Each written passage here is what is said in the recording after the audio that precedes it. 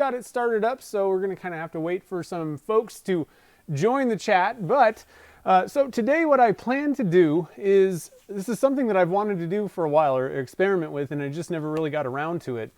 Mainly, I want to basically paint burls or other materials, but in this case we're going to use a piece of burl, paint on some colored resin, and then cast that to make a blank. So basically, kind of like the sphere blanks, and let's just go with the sphere. That's kind of the easiest one. Maybe like a bottle stopper too.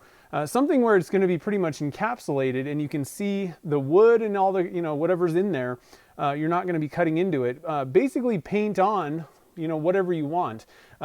I snowboard, so I live up in like the Tahoe area. So snowy mountains are something that I, love. And so I was like, I want to make something that kind of looks like a snowy mountain, something that I want to snowboard down. So that's what we're going to do today. I have this piece of Buckeye burl, so I'll try and get a good shot of this. It's been stabilized, but I didn't put any color in it. It's just kind of, let's say, natural or clear. And what I want to do, I was looking at this piece and I was like, oh, that looks like a mountain that I would like to snowboard down. So what I want to do is basically kind of paint, we're going to kind of quotation paint the piece white. And what I'm going to be doing is using resin to add the color, and then just basically paint on, whatever I want. Let that kind of harden up a little bit, and then basically just cast this in a PVC pipe and make, a cylinder blank. So you could do, like a sphere with it. You could make a lidded box, but the problem is you'd probably end up cutting into that. So that's not really, it needs to kind of be something where you're going to keep it, intact for the most part. You could maybe do a shallow box, and then just kind of cut the top off, not have a lot in the middle. But I think that just kind of obscures everything. So I'm thinking, realistically, what I'm actually thinking I'm going to do with this is make a lamp. I'm not going to do a whole lot of work to the blank. I just want it to be how it is. And what I'm thinking is maybe once it's all done, drill a hole up in the middle and make it into a lamp that you can just kind of set up somewhere, or maybe even just, depending on how it looks, just leave it the way it is and not even mess around with drilling or doing any of that stuff. So that's kind of what I have planned for the main part of today. The other thing that I wanted to do is this same kind of painting on technique you can do with colorshift pearls. So you can paint it on, and this is actually how that colorshift powder was initially meant to be used. It's used in the automotive paint industry. It may have had roots before that, but basically what they're doing is they're going to spray on like a dark coat of something on a car, like black basically. Then they're going to spray on a coat that has the colorshift pearl in it with a clear base. You're spraying on a thin coat, then you're going to clear coat on top of it. That's how they get those cars that seem to shift colors. Now for like pen blanks and the things that we've done so far that I have a video up of using colorshift powder, it's a little bit slightly different than that. We're just adding a lot of those powders into a bulk of resin. Whereas this will allow you to get the full effect of that color shift. And so I got something lined up. I have another little piece of burl that I wanted to make a bottle stopper out of. Hopefully you can see that, but it's just a little burl chunk. We're gonna do the same type of treatment to that as I did to this. This was just kind of a little experiment. Don't really have good lighting over here, but it has really wicked effects on that. And for that one, what I want to use is a UV curing resin, something a little bit different than a lot of us probably maybe haven't even heard of before. So let me stop real quick. It's Friday. Welcome everybody. Wow, lots of people here already. Sweet. Ontario, Canada. Woo! Chicago, man. Everybody that's like east of Colorado is like thawing out hopefully soon. You guys have been getting slammed with cold weather. Good Lord. Yeah, so nice. Yeah, a nice paperweight, exactly. But we're doing a little Bob Ross painting today. It should be pretty fun. Yeah, Jedrick might have. I don't watch a lot of his stuff, but I do know that he's like super popular and does lots of really cool stuff. So UK in the house. hip hop studio. So I'm going to switch to that camera. Actually, before I even get into starting today, I have a couple of announcements. So tomorrow, let's see, not tomorrow, Sunday, the hair ice pick video is going to be up. I finished the ice pick. I'm not going to show it here. You got to watch the video, but it actually turned out, I'm pretty happy with it. It looks not too bad. So that video should be up. Well, it will be up on Sunday. The other thing that I wanted to mention, it's not ready yet, but it will be soon. I'm going to be offering, most of you guys probably know that I sell aluminum honeycomb, and I did some experiments with different material manufacturers, and I found an aluminum honeycomb that seems to work, at least the best. The bond with resin isn't the best if you're going to be putting it on like aluminum, something smooth.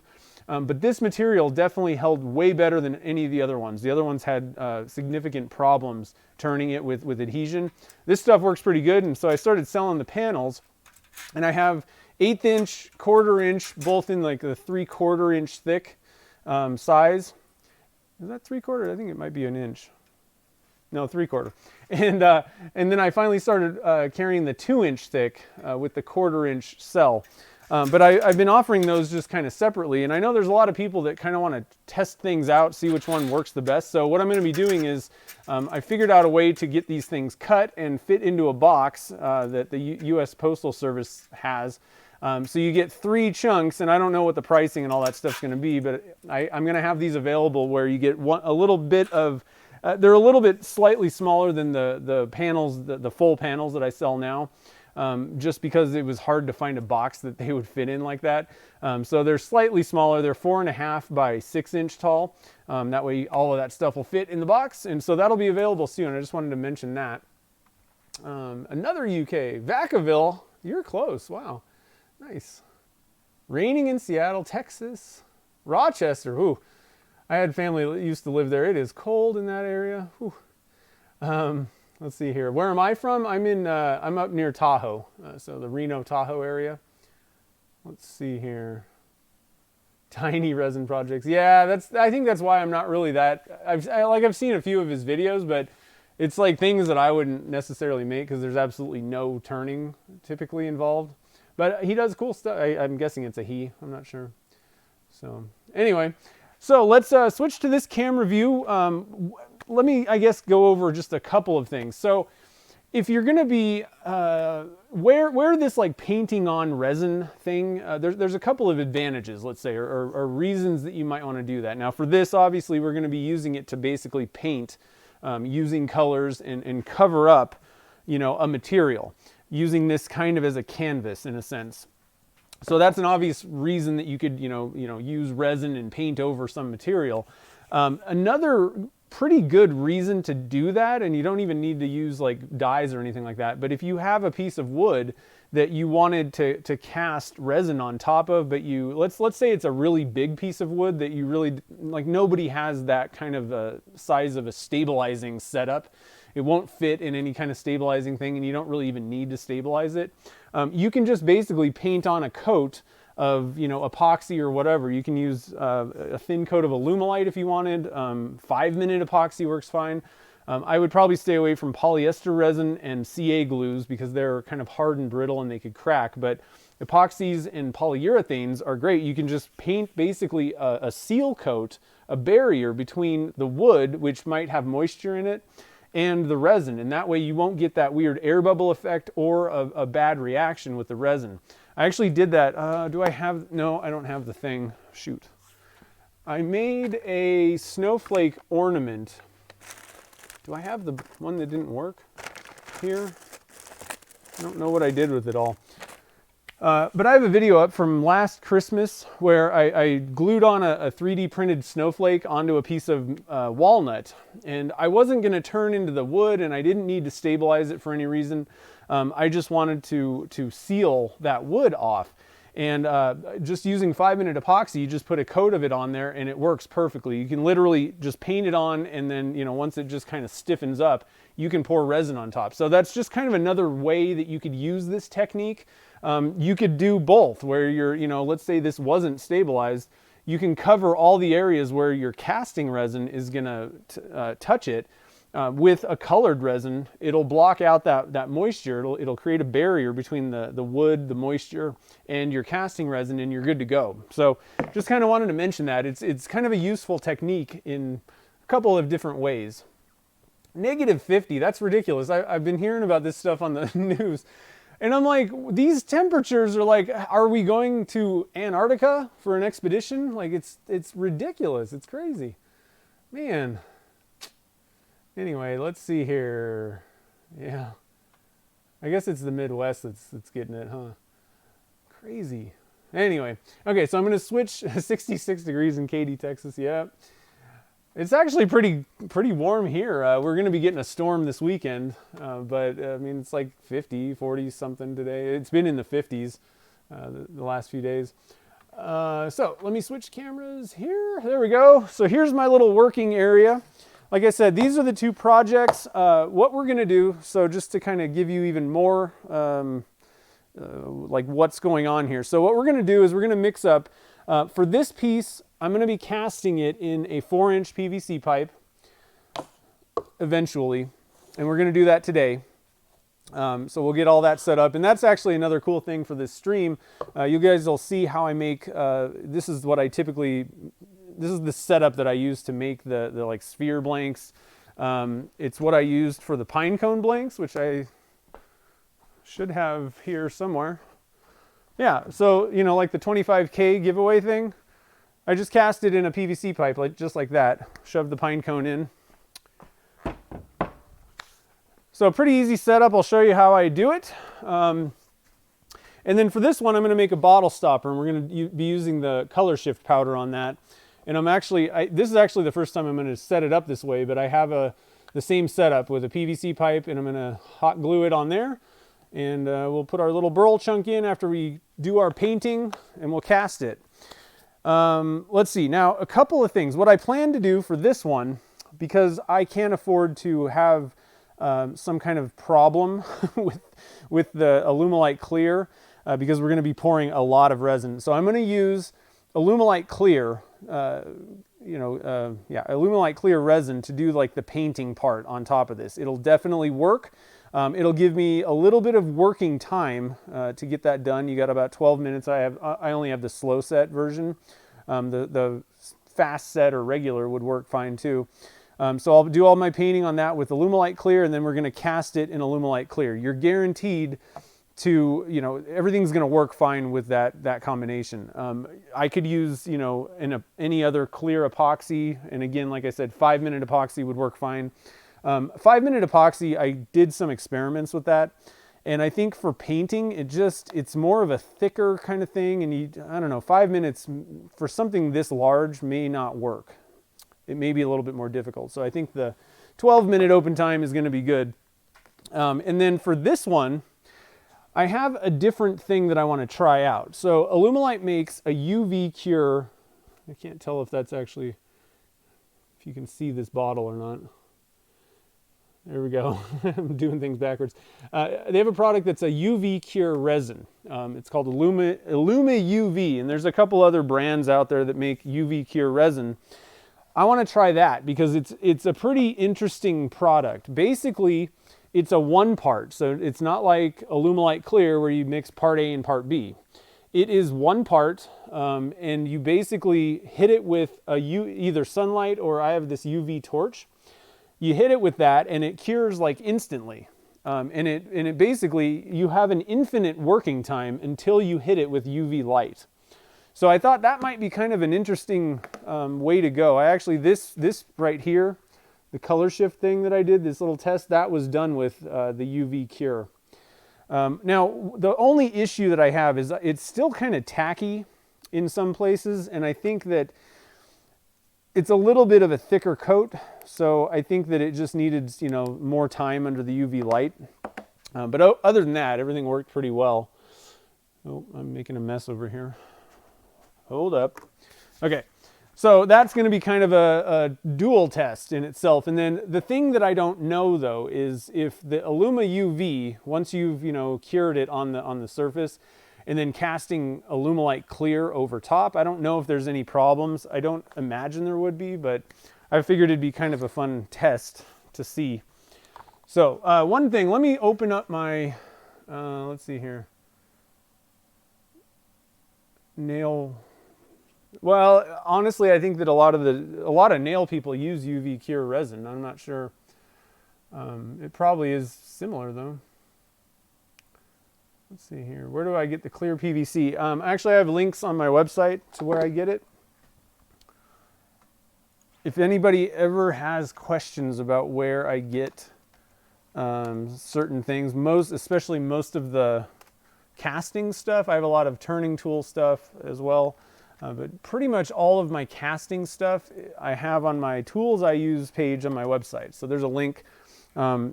And it's pretty simple, nvwoodworks.com/tools. And it'll take you there, and I have direct links to everything that I get. Some of them, if it's an Amazon product, it's an affiliate link.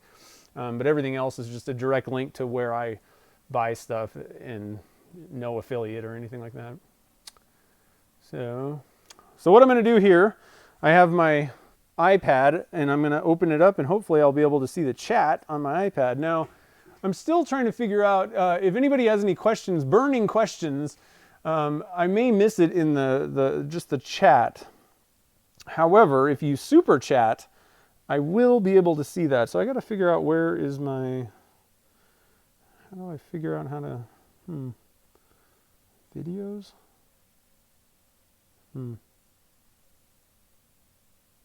Oh, there it is. Okay. Opening it up on my iPad, so hopefully I'll be able to see the chat as it's going on right in front of me. Oh, we got sound. Oh man, I got to watch ads on my own channel. It's ridiculous. Perhaps I need a little something to hold this thing up. All right, so I went snowboarding yesterday and my knees are killing me, so I'm going to sit down for this. I guess we need some resin, don't we? Just doing some experiments with some Alumilite Clear. Now, when you're doing this, I think it's probably going to be best to kind of let it gel up. You know what I need to do for the meantime is switch to the bigger thing, I think. Yeah. So you can kind of see what I'm doing over here, sort of.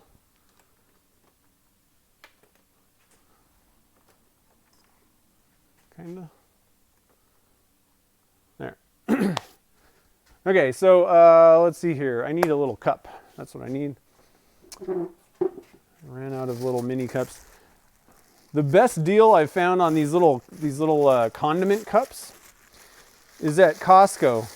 Compared to how much they were, like Amazon had them for like literally 10 times as much as they were at Costco. It's like 13 bucks for 2,000 of these guys. $13 for 2,000 of these. It was like $35 or something, or more, $45 for 2,000. The same exact thing. I was like, on Amazon. I was so mad. So I went right back to Costco. Let's see here. Turn the volume down. Is it too loud?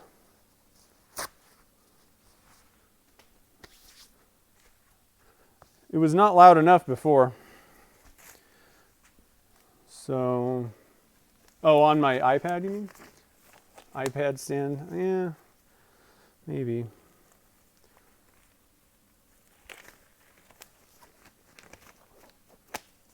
Oh, is Gretchen here? Oh. How's it going? Anybody that doesn't know, that's my wife. Okay, so it's not going to require a lot of resin, so I'm just going to kind of mix up, I think what I'm going to do is mix up 20 grams total of, so 10 grams of part A, 10 grams of part B, and I think I'm going to break it off because I kind of like this little experiment that I did. Has a little bit of blue in it.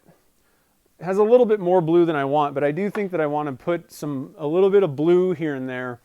So I'm going to break off some of this resin into one cup and put some blue in there, and then do another one in the other cup that's white. So zeroing out the scale. And we'll go 10 grams of A. And a little bit over, 10.5. That's fine. We'll do 10.5 of B. It's kind of a bummer we can't have music. I like music when I'm working, you know? Whoa, that went way over. Okay. So in this case, I'm going to kind of stir this slowly. I don't want this to, and I'm actually going to do it over here. I don't want to introduce a lot of air bubbles into the mixture. So I'm going to just stir it slowly and, you know, kind of take my time with it. And everything will be good. So here we go.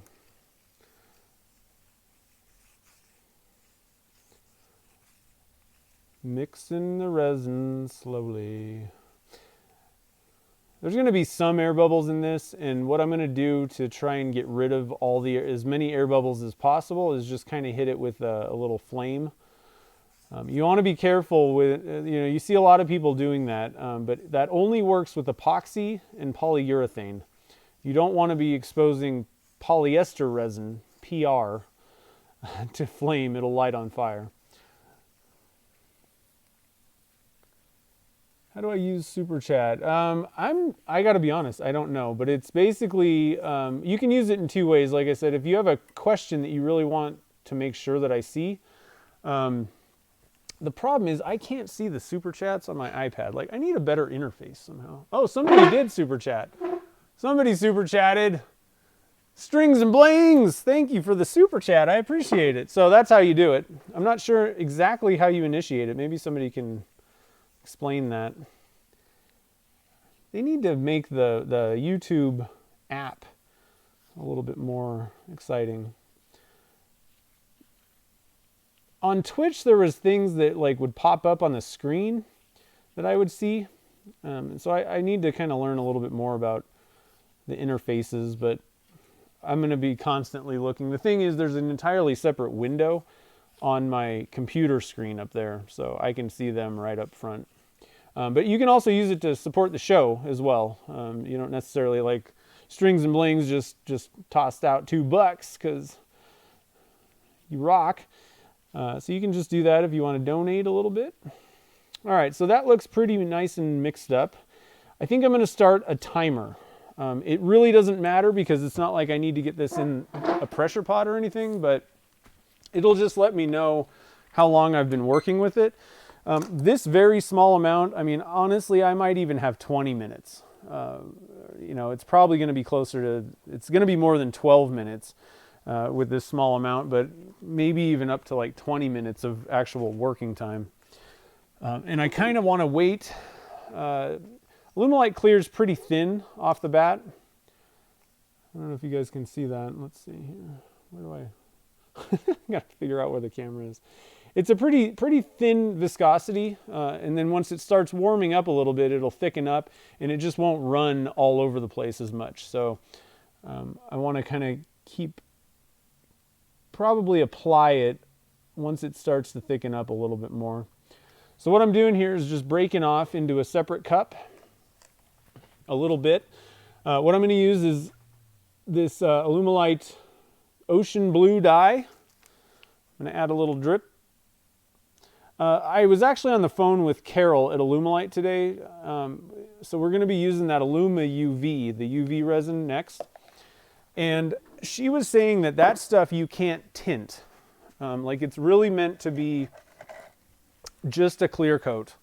A lot of ring makers use it as a finish for rings. And like I was saying, I know that a lot of people in the nail industry use it for nails. But I think it's just meant to be like a clear coat. I think you can add mica powders. I don't think that's really necessarily a problem. And to be honest, I actually did this test. I added a little dye into this, and it's with that UV resin.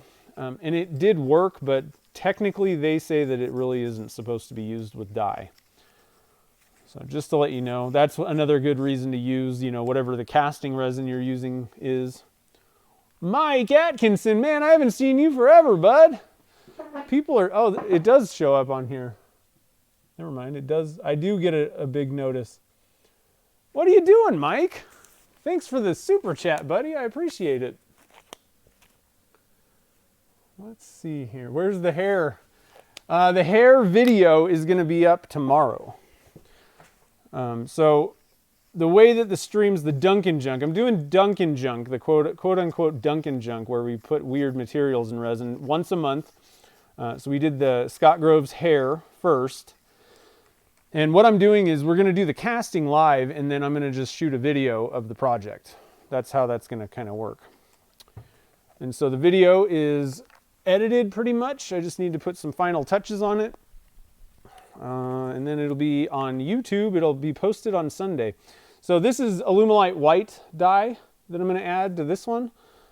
Just a little bit, just like a drop, maybe 2. I want to just tint the resin. 2 drops in this much resin isn't going to make it super it'll make it opaque, but it's not going to be like super white. I want it to have a little bit of transparency still, because I'm also going to add some Caster's Choice white pearl. Boom. Man, I'm having trouble finding the middle. We're going to add a little bit of mica powder to that. So I probably could have just used 1 drop, honestly, of the white dye. That would have probably been enough, but 2 drops is twice as good, I guess. I don't know. Let's see here. Oh, I guess, yeah, you mentioned that.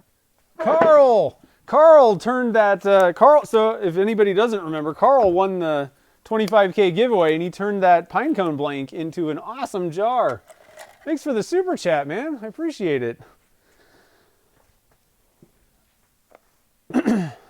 Head over to my Facebook page if you guys, well, actually oh shoot, I didn't get that in the video. I'll have to add it to the next video. I will put that in a project video. So I'm going to load this thing up with quite a bit of powder here. I'm going to give it a good, I don't know. That's probably about, let's say, an 1/8 teaspoon maybe. So it should be nice and pearly, sparkly. Randy, man, you guys are doing awesome today with the super chats. I really appreciate all the support, guys.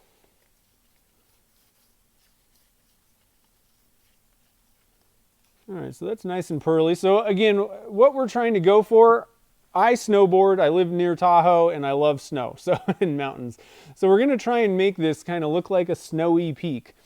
First thing I'm gonna do, I'm actually gonna add a little bit of this pearl to the blue too. Let me find the middle of the camera here. So just a little bit, it's gonna kind of lighten it, but it's also gonna kind of make it a little bit more opaque instead of just totally transparent. So we're just gonna add a little bit of effect to this. And I'm gonna show you what this looks like. I'll get a good shot of this. So it's just adding a little bit of, pearlescence to that to make it not just like a transparent blue.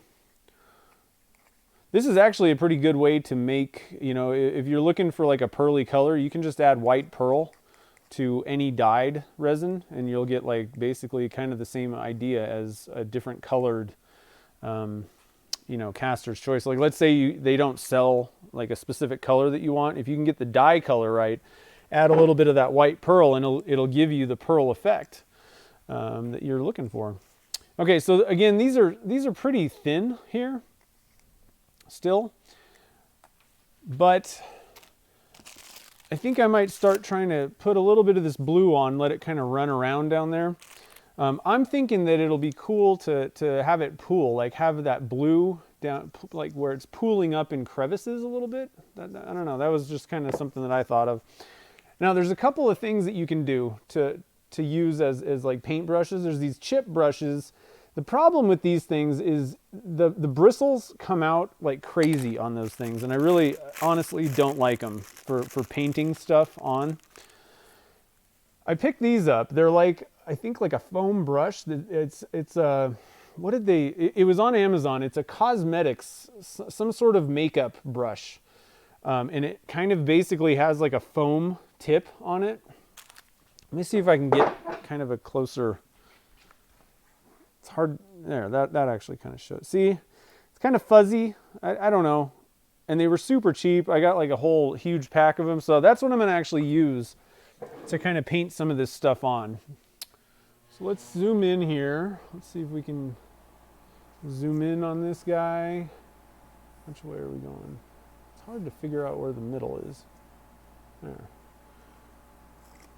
So we're zoomed in.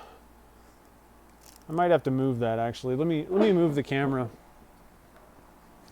I don't think that's going to be the most effective angle.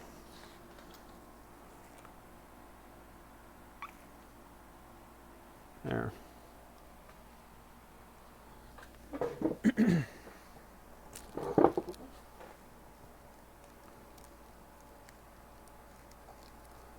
Let's see here.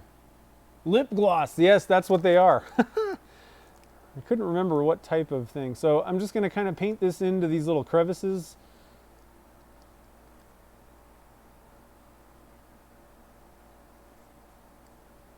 And I'm really not, I don't really care if it's perfect or, you know, I don't think you need to really worry too much about perfection with this.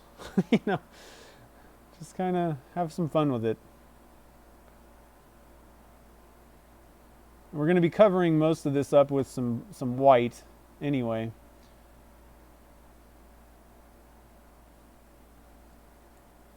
We have some little lakes going on. So you can totally Bob Ross it. I mean, this is resin painting at its finest, guys. And add a little blue. There's a little hole at the top there. That kind of drizzle down. I don't even have anything for like inspiration. I'm just winging it. Just having some fun with this stuff. Brian, what's up, man? Listening to me while you grocery shop. That's cool. Make sure you pick up some good stuff at the store. What's for dinner, man?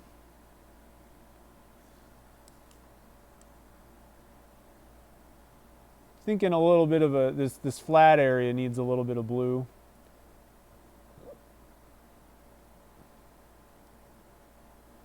And it kind of mixes down into here.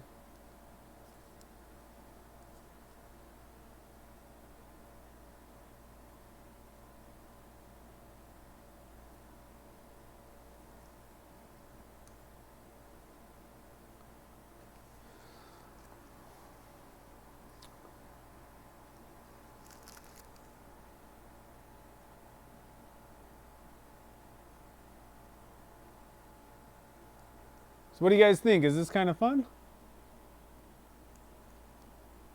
Let's see, what did Brian say? Oh, the supermarket thing? Trying to keep up, but I'm also trying to kind of pay attention a little bit to what I'm doing. The nice thing is, you don't really have to worry too much. So I guess my clock's already at 10 minutes. So I should probably move over to the white. I don't really want to have too thick a coat. You know, I don't really want this to go on like super thick. But the nice thing is we don't have to worry about time. If this first cup of resin, if I run out of time basically, I'll just mix up more because it's not like I'm going to put this in the pressure pot.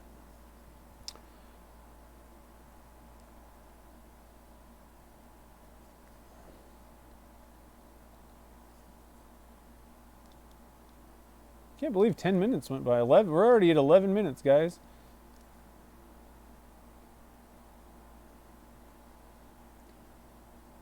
Maybe I should have used something that has a little bit longer open time.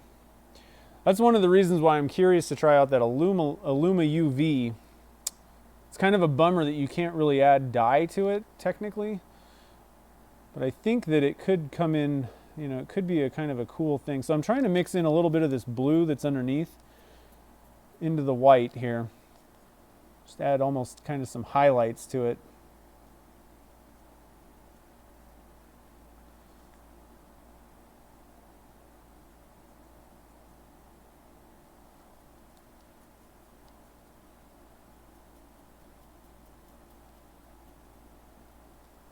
Let that run down. You can kind of just have fun with it, you know.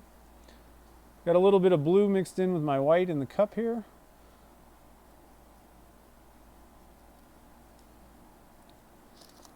I'm going to get a drip right there, so I'm going to kind of wipe that real quick.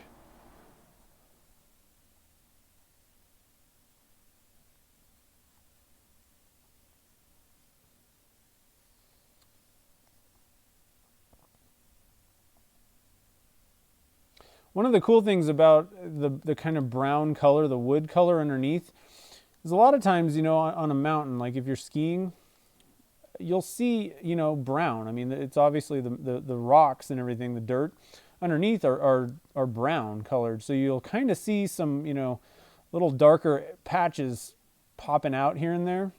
And so I kind of liked this this burl. Figured we'd probably get some, you know, that really kind of cool, you know, dark color mixed in there with the white. And I think it's going to kind of look, it's going to give that, you know, snowy peak alpine impression, I think. Feel.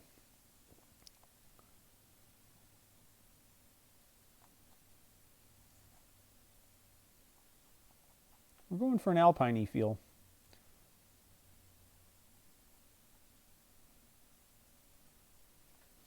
We're going to probably get a run right there. Definitely going to get a run there.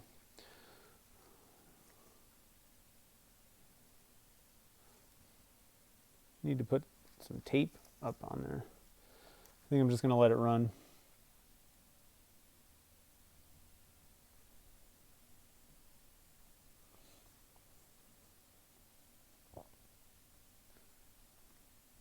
Carl, that's a huge super chat, man. Thank you. I appreciate it.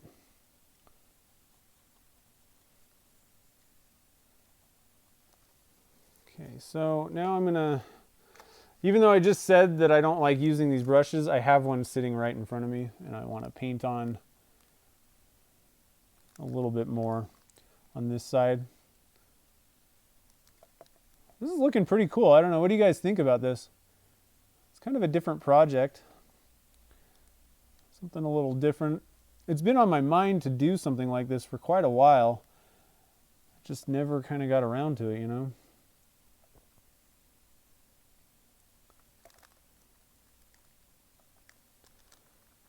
And I thought this would be a really cool thing to do on the live stream, so you guys can kind of see like the whole process basically.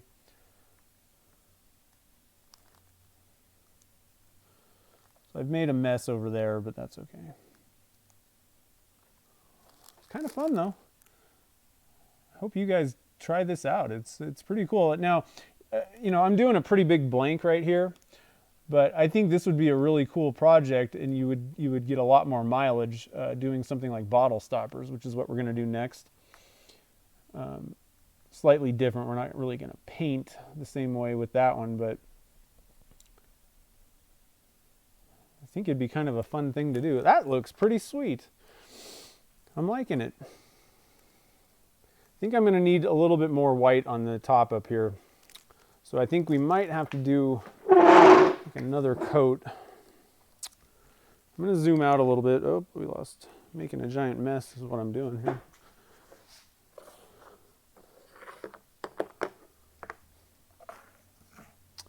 Nice thing is that Illuma UV stuff is going to be a lot faster. That's the one nice thing.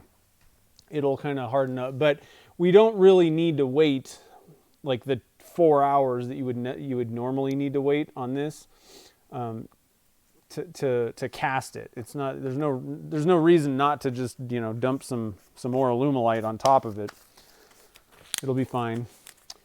So I think I'm just gonna leave it sit there for now. I think we'll just leave it. So let me stop. I'm going to check more. Thanks, Carl. I really appreciate it. That's awesome. Steven's headed to the hockey game. Oh, man. Nice. Lots of people. Yeah, you can post links to Instagram. It should work. Gretchen isn't necessarily a moderator. I'm not sure if she knows. I'm not even sure actually if it would work or not. Yeah, so I'd like to get a little bit more white up here. I might have to use it like a darker. This stuff is getting pretty thick in the cup here. So I don't think that I really want to, well, I don't know. Let's try it. Let's see what happens if I just kind of, this is like frosting at this point. I just kind of dab it. Maybe it'll cover it up a little bit more. It's kind of running. It's like an avalanche. We're out on avalanche warning, guys. A runny avalanche.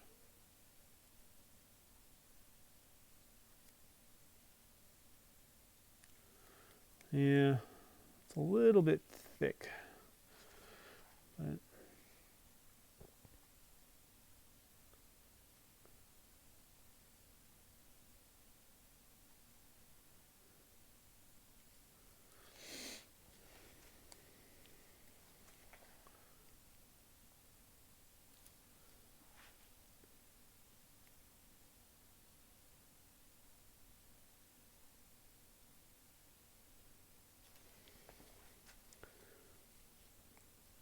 we'll just say that it was wind blown.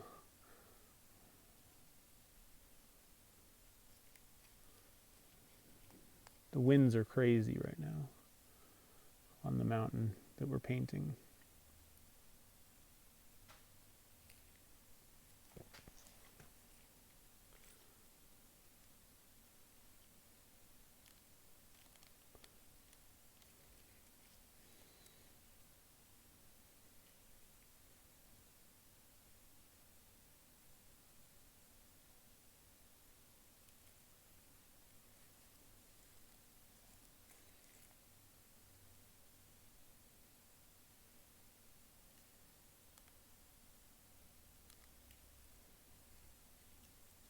There, that's looking a little better.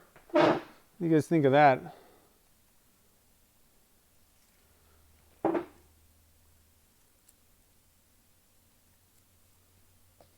right, I think I'm going to hit it with the, I have a little blowtorch thing that I think is going to work a little bit better.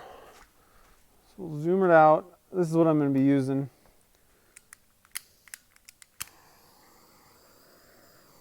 And that should hopefully pop any bubbles that are on the surface there. Clear that stuff up a little bit. Probably thin it out a little bit more even too.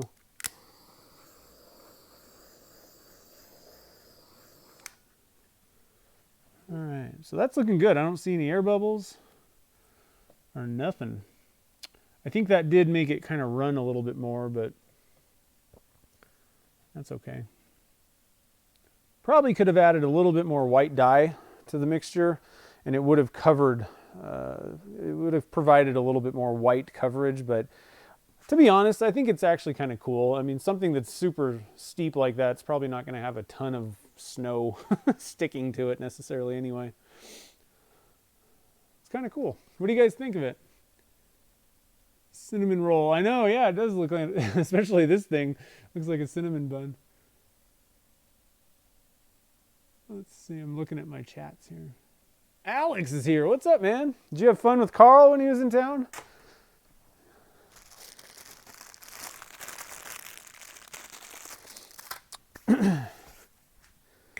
They didn't even stop by.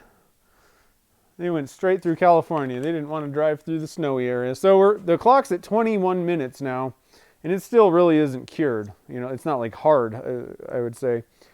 So I think we're just going to have to wait on that a little bit longer. We could, I think it may be too early because it's still kind of runny right now, but we want to make sure that it's like hardened up some. But even if it was still kind of rubbery, you can just pour clear resin over top of it. But I think it would disturb it if we actually cast this right now. One thing that I am going to need to do is get this, it's going to be stuck to the desk here. So I'm going to move it so that I don't have to like saw it off of there. Get some more gloves on. this is kind of fun. I mean, it's kind of you know, I think if you use like a slower setting resin also, I mean, you could have lots of open time, lots of working time, and kind of just have a little bit of fun with this, you know? Get nuts. Just get nuts. Okay, so I'm putting that over on my silicone mat on the desk over there. And I'm going to wipe all this off of my surface here. I'm going to use a little bit of denatured alcohol. You could use acetone, and that'll clear everything up.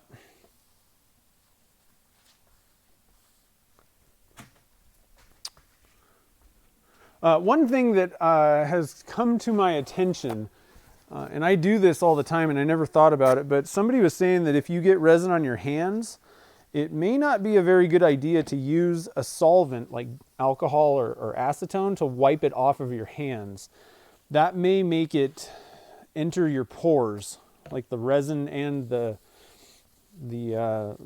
solvent. So that's actually just kind of a side note safety tip that I have recently heard, and I've heard that in for other reasons, for other types of things, that like sometimes water can make things get into your skin, into your pores. So you got to kind of watch that. Always good to wear gloves and try to keep the resin off of your hands. It's not going to kill you, but it's really not necessarily the best thing for you.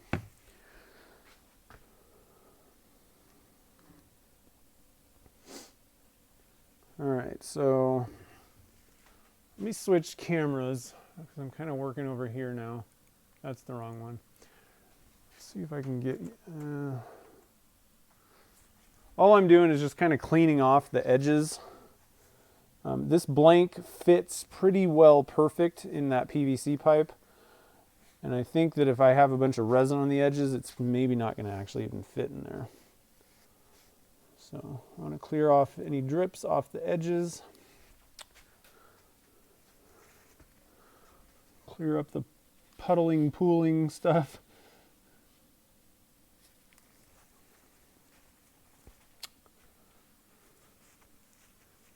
A piece of acacia, sweet. You know he'll make something cool out of it. He always does. He picked up a tumbleweed. I saw it like on his Instagram. He's gonna make something with tumbleweed. Oh, we got some fuzz. That wasn't smart. There we go.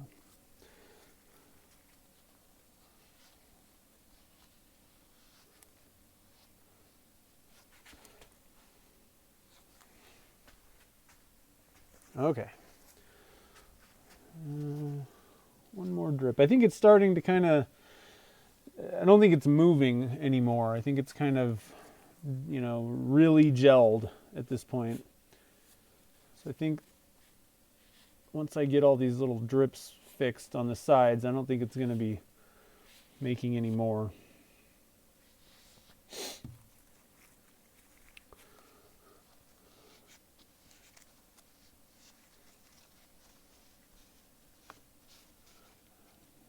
Once you get your drips fixed, you're good.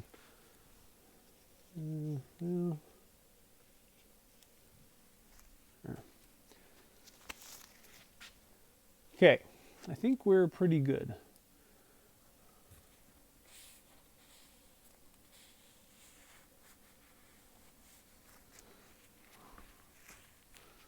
Should really just bring my silicone mat over there. That would have been a lot smarter. Well,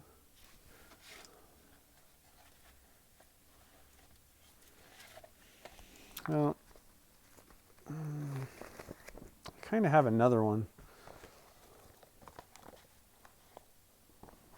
It's like a baking mat. There's all kinds of stuff, crazy stuff on it. So I think we'll do that. Then I don't have to worry about things getting stuck to my desk anymore. So, switch back. All right, Brad, have a good one, man. Switch back. Where's my mouse? Switch back to there. There's my new silicone baking mat. This thing's like sticky though. It's called a pastry mat, so I don't know. I'm not sure about this thing. I have to keep my eyes on that. All right, so I got a couple drips that are still running. So I'm going to try and kind of clean those guys up. I'm going to put another glove on again. So you got quite a bit of time with Alumilite Clear Slow Set. I think that Alumilite Clear regular set, maybe you'd be looking at maybe like 10 minutes, maybe 15 to get to this point. So that might be a little bit easier depending on what you're doing. But again, you know, for something large, you may actually be better off using something that has an even longer open time.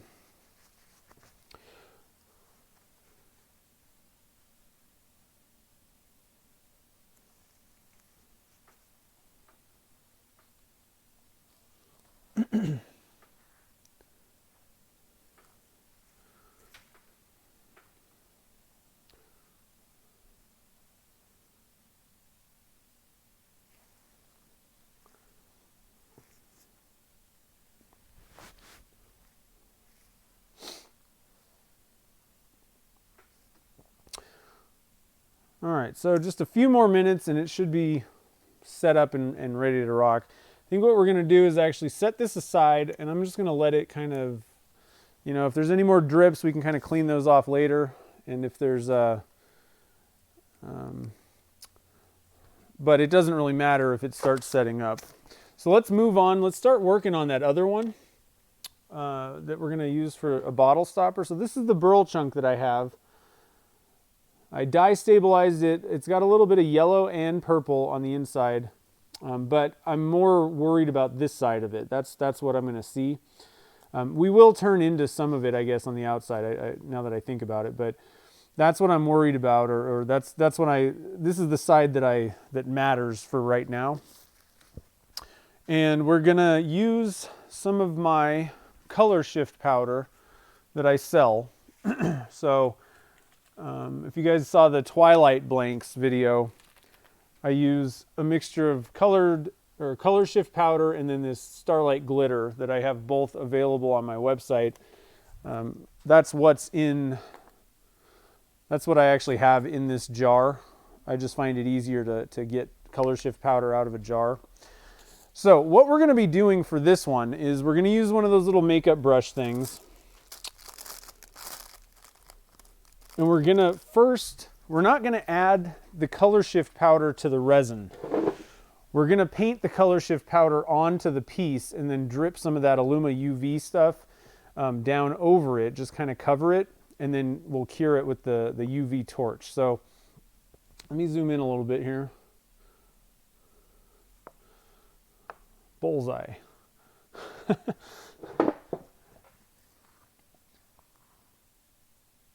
Hey, thanks again, Carl.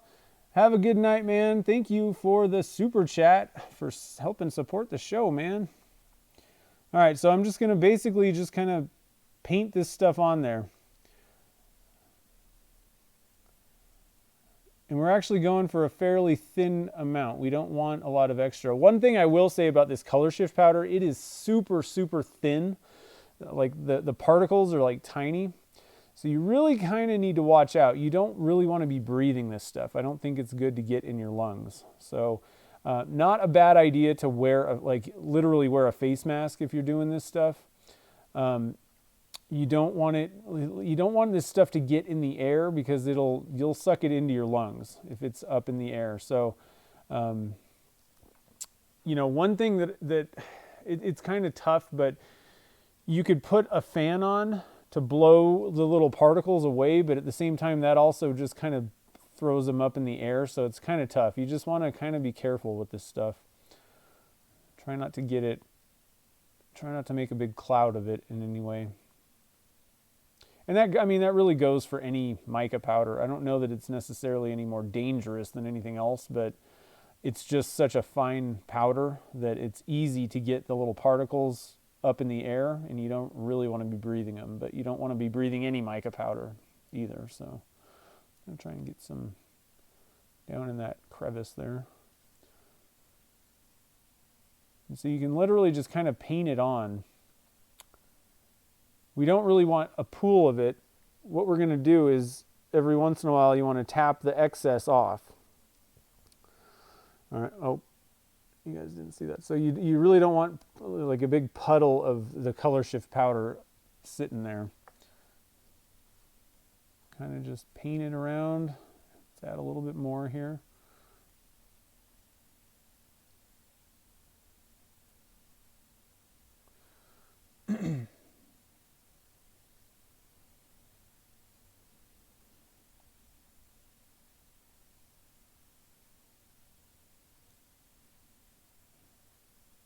One of the worst tasks that I do is filling this colorshift powder, the little baggies of it.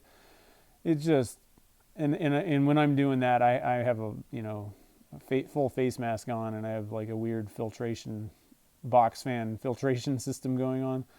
This stuff just gets everywhere in your shop. If you end up getting it, like I said, up in the air, it's just on everything. It's crazy. But it's such a cool material. It's worth it.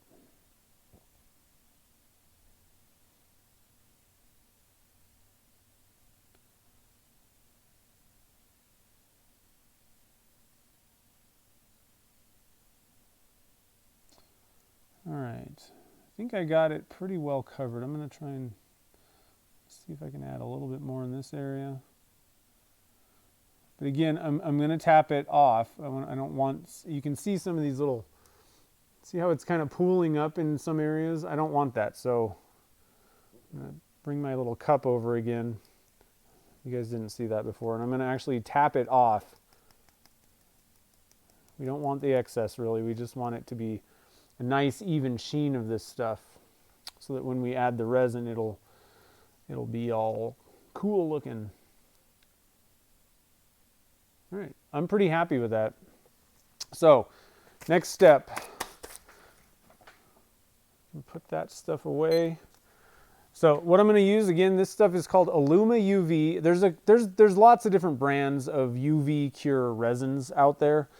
I had this on hand. I was kind of playing with this a while ago. And the reason I actually brought it back out was I was watching I don't know what channel it was. I stumbled upon a ring making channel, and he was using Aluma UV as like the finish on rings. And I was like, oh, and I had tried it in the past, and I was hoping to maybe use it for pen, you know, like a pen finish, but I didn't really get very good results with it. I just thought it'd be kind of cool because you got all the time in the world, like a super long open time. But and then you just hit it with a torch and it's supposed to cure, but I kept getting, it wasn't going on. Once it cured, it looked funky. And I think what the problem was I was getting air bubbles in there, and it just wasn't going on clear. And I just kind of put it away because I didn't see the point. Like, see, if you're going to have to do a bunch of work, you know, sanding and polishing, I was like, well, CA glue might be cheaper. And I know how that works, kind of, you know.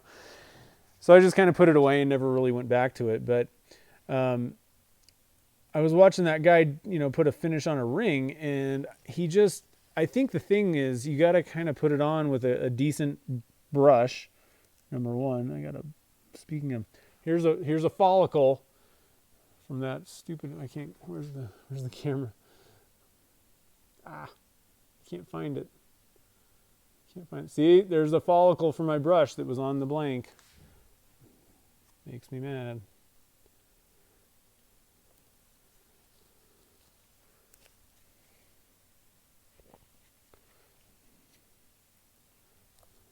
So what was I saying? I was saying, okay, so I decided to pull it out and try try messing around with it a little bit more and maybe get better results this time around. So I thought, let's try it for this. Should be kind of fun. We'll have all the working time we need, and then we'll just hit it with the torch and it should be good. Now, you need to use there's like certain specifications on the torch that you use. I have a UV torch. Let me zoom out. This is getting kind of crazy. Okay. I have a UV torch, and it fits whatever their specifications are. I don't know exactly what specifications you need. Some sort of nanometer wavelength, I don't know, whatever. But this one is actually kind of high powered.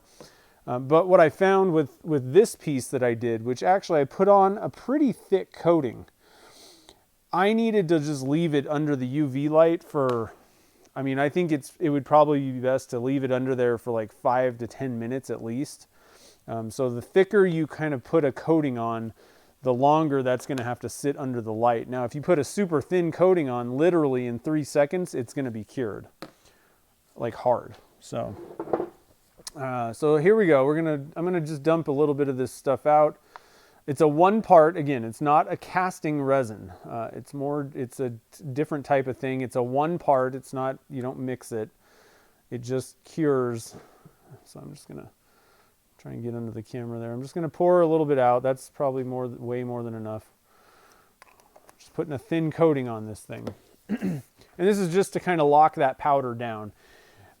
It may have been possible to just add the powder in and then put a super thin coat on, but I have tried that and it didn't work as well. I didn't find that it worked as well. And I think one of the main things is you want to get that color shift powder as close to a dark background as possible. And so just painting it on there is by far the best way to get that.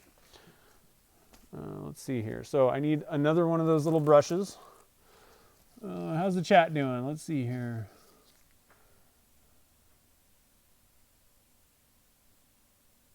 Shake and bake?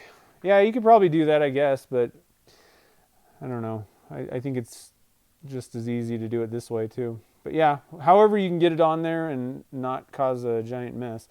So all I'm going to do here, let's get zoomed in again.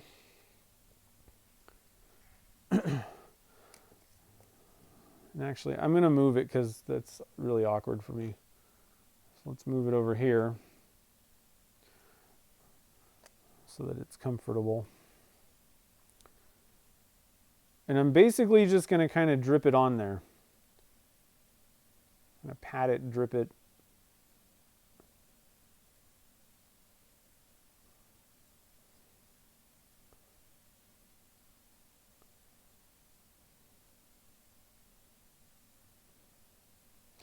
And I can, you know, kind of, if I get like small areas, you could basically cure part of it at a time, you know. It's a really interesting product, and I think that, you know, a lot of people could find some pretty good use for a product where, you know, you put it on and then you can instantly like harden it, you know, but it has like basically an unlimited. Am I even on the camera? Let's see. Sorry. But it has an unlimited working time, you know. It's hard to get. Oh, there we go. Come on, focus. Focus, you. So we're just kind of putting it on there, covering up as much as we can, and you can take your time. Like I said, there's no clock. I don't have to worry about anything with this.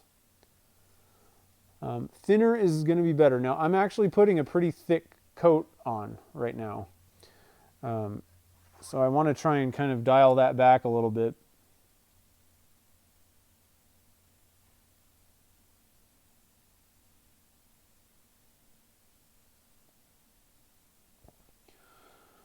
One thing to note, though, I don't have extensive experience with this. Like, literally, this is the first day that I've been doing this type of thing. So, you know, you may have some questions. I don't know if I have the answers necessarily. We're kind of learning as we go together.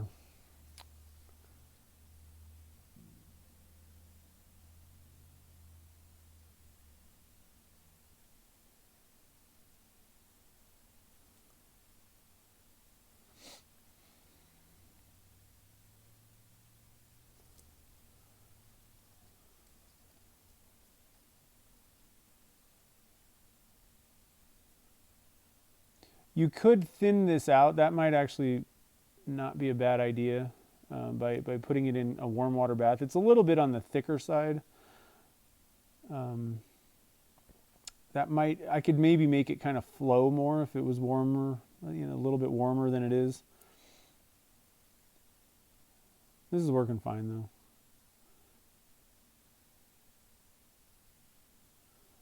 That guy that does the rings, he just basically sticks the rings in this like UV like light baking oven thing.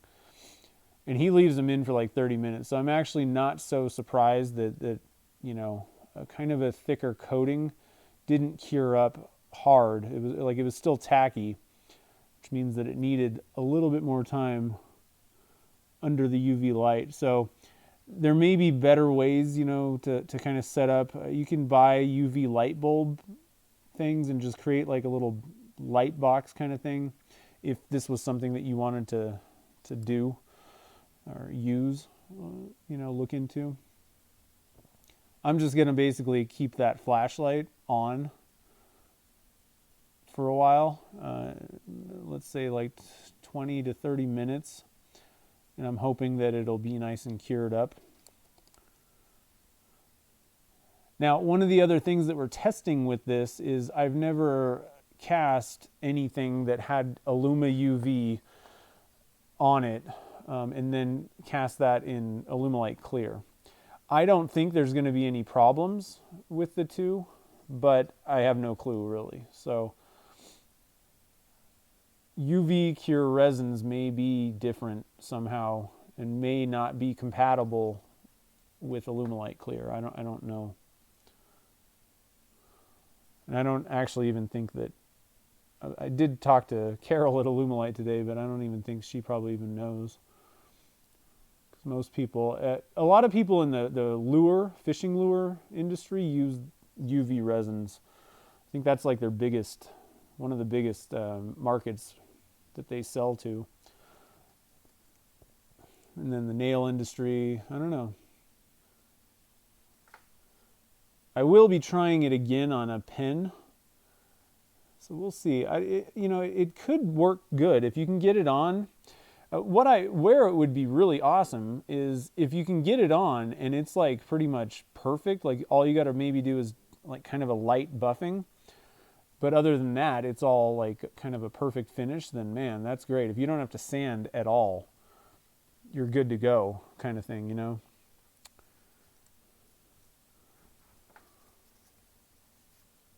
A little bit of a drip on the backside there. Clean that up a little bit. It was getting slippery. Sorry. Hopefully I was on the camera. I'm going to zoom out just a little bit so I don't miss anything. I'm trying to kind of pay attention to what I'm doing a little bit. Just a little bit, not a lot.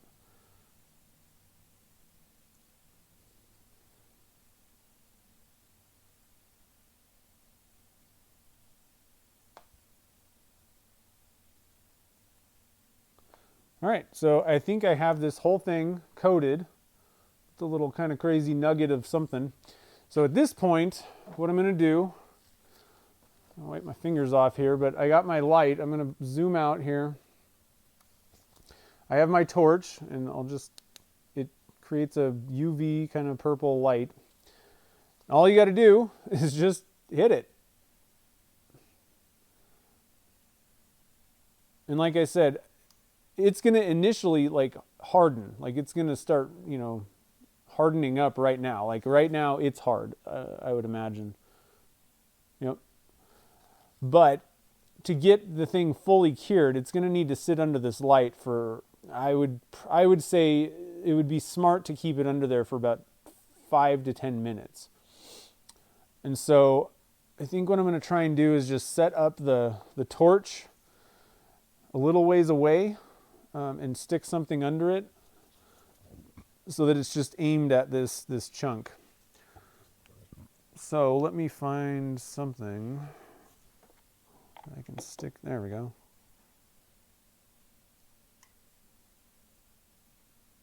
Yeah, it's hardened up though. So I'm just going to kind of aim the light at it for a while and leave it there. But the beauty of this is the rest of it is still liquid. I mean, you got literally unlimited working time with this stuff. Pretty cool. But I think you're best off, you know, thin coats, as thin as you can get, and then cure. And you can do multiple coats on itself. That's another thing.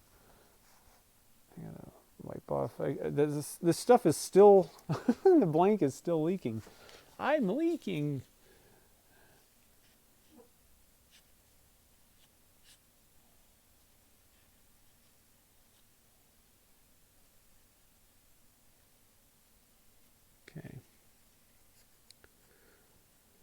think for the most part, this thing is probably pretty much ready to go now. Hopefully we won't get any more runs from that thing.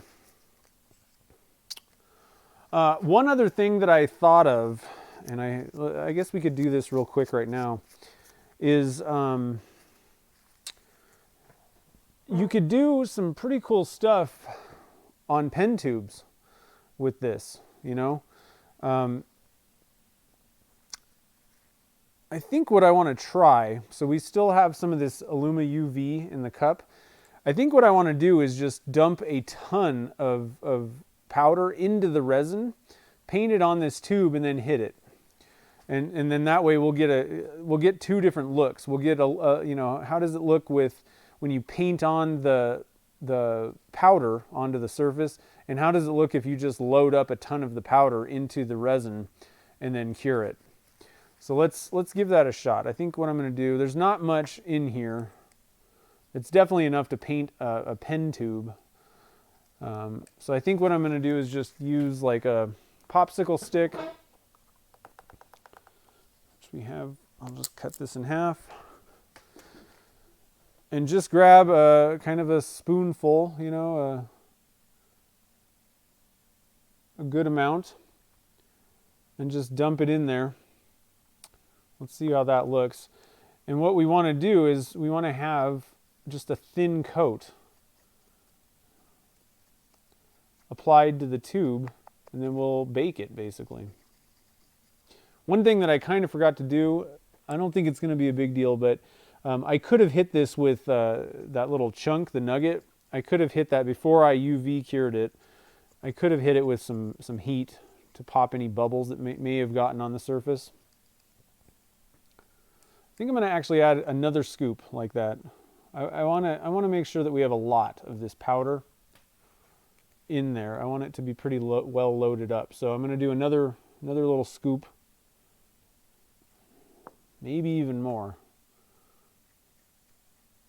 But then we're going to put on thin coat, you know. That looks probably pretty good. For painting, they actually have ratios, you know, that they recommend if you're spraying it with a clear coat. I have no clue if we're even close to any. I don't know what they are, and I don't know if we're if I'm even close to what you're supposed to do. But let's see here. I'm going to grab something that I can hold that tube with real quick. What do I have here? I must have some. I got my little pen insertion tool. All right, so I'm just going to stick that on there. Actually, you know what? I actually have something that might work even better. I have some silicone plugs that I want to try and use instead of that. I don't know where they are, though. Another thing that you can use for that type of thing, that's actually what I usually use, is bottle cap tops. Here they are. So like squirt bottle tops, they work really well for this, for holding a tube. That's what I actually use for, I need to clean that off. It's what I use for painting tubes, usually. Need to clean off the tip of this thing.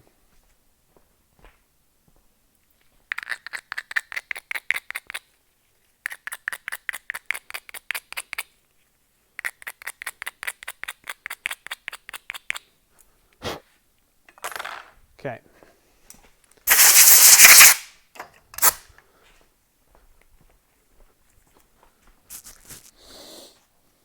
All right, so now I'm just going to stick that on there, and then we're going to paint. Move this around a little bit. Hold on a minute. I'm going to move this out of the way for now. But I think it is pretty much hardened at this point.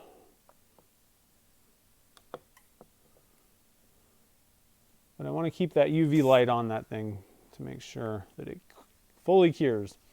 Okay, so here we go, guys. We're going to just try and paint on a fairly thin coat on this tube. See what ends up happening.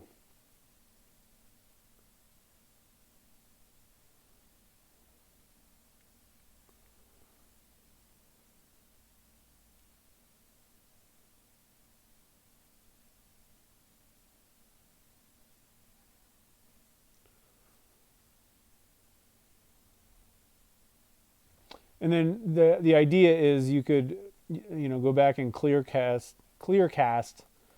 the tube just in clear resin.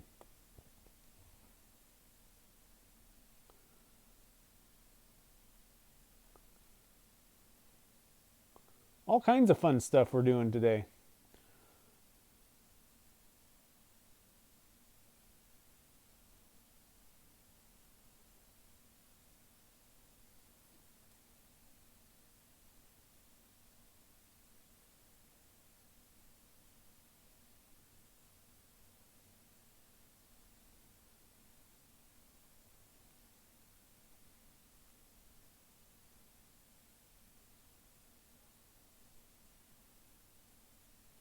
Trying to get this on fairly thin. Like, again, this might be better if you heat up the resin. You could basically just, you can dip it, you know, or something, not to steal Peter Brown's terms, but you could maybe do kind of a dip or let it run off if it was a little thinner. And that might give you a little bit more thinner, even coat. Maybe put this on the lathe, just like spin it basically. But I think it's going to kind of level out. Again, we have all the time in the world, basically. So it's not going to start curing or doing anything. So I think what I'm going to do here, I think I'm going to take this torch and see. I don't know if this is flammable or not. I don't think it is. But I think I'm just going to torch it and see if I can kind of heat up that resin a little bit. Maybe it'll kind of thin out and level itself. Seems to be kind of working. This is also going to pop the bubbles. It doesn't seem to be lighting on fire, so that's good. I don't know what the base resin is, if it's like a polyurethane, if it's an epoxy, I kind of doubt that, or something else entirely different. That's looking pretty even right there. Maybe a little bit down there. I don't want to burn my fingers off.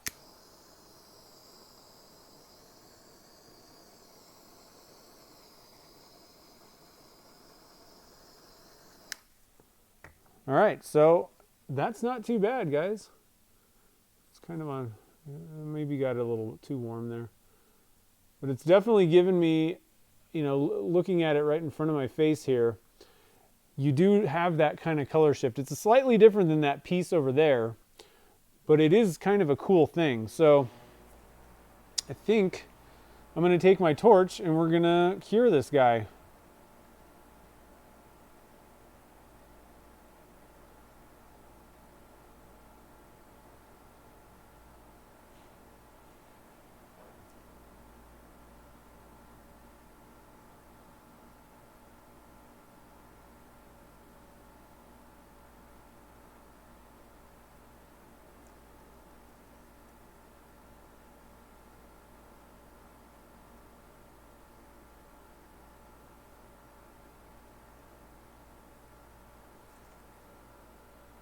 Oh, that's still tacky. Shoot. I just screwed it up. Why is it still tacky? I wonder. The one thing is, this stuff is meant to be clear, and by adding in all that powder, the UV rays may not work as well. You know, so that's the only issue with this stuff, is I don't really know exactly how it works in some cases.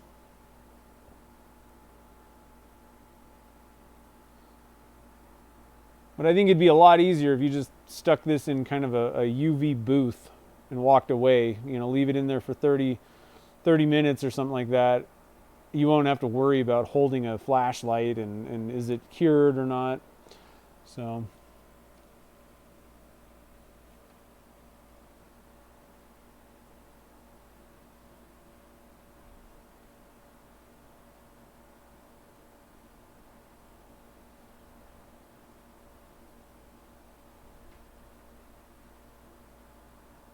I did kind of mess up this part in the middle there by touching it, but I can add more, and we're going to clear cast it, so it may not be completely evident. Definitely not, you know, again, this is not a how-to. It's just, you know, maybe there's a good way to do this and it could be useful.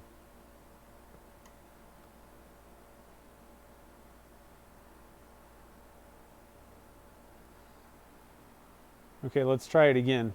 I'm not going to stick my finger in it this time. I'm going to touch it with the end of the stick, maybe.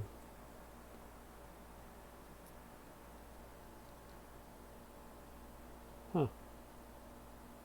Yeah, it's still wet. So I don't know. That's not working so hot, and I think that you'd have to just kind of let it sit in front of one of these lights for quite a while. Let's take a look at the other one. Now, one other thing I also want to mention is the jar of that stuff that I have. It's extremely old. It's probably been in my cupboard for like over a year. So, you know, this may not be the greatest test of stuff, but I have gotten it to harden fine on other things. And this piece is nice and warm, hardened up. Not tacky, doesn't feel like anywhere. A little tacky up there. So I think, you know, again, you could kind of leave this thing. I think it would be best to use this stuff if you have like one of those UV little booth things. If you made a little light box for the, you know, full of UV lights all around it, you could just stick it in there, walk away, and you'd be good to go. And I don't think you'd really have any curing issues, you know, at that point. All right, so I'm going to switch to the bigger view. I'm going to check the chat because I haven't been able to look at what's happening with the chat, guys. Let's see here. Jeff Holloman, what's up, man? Did I miss anything else?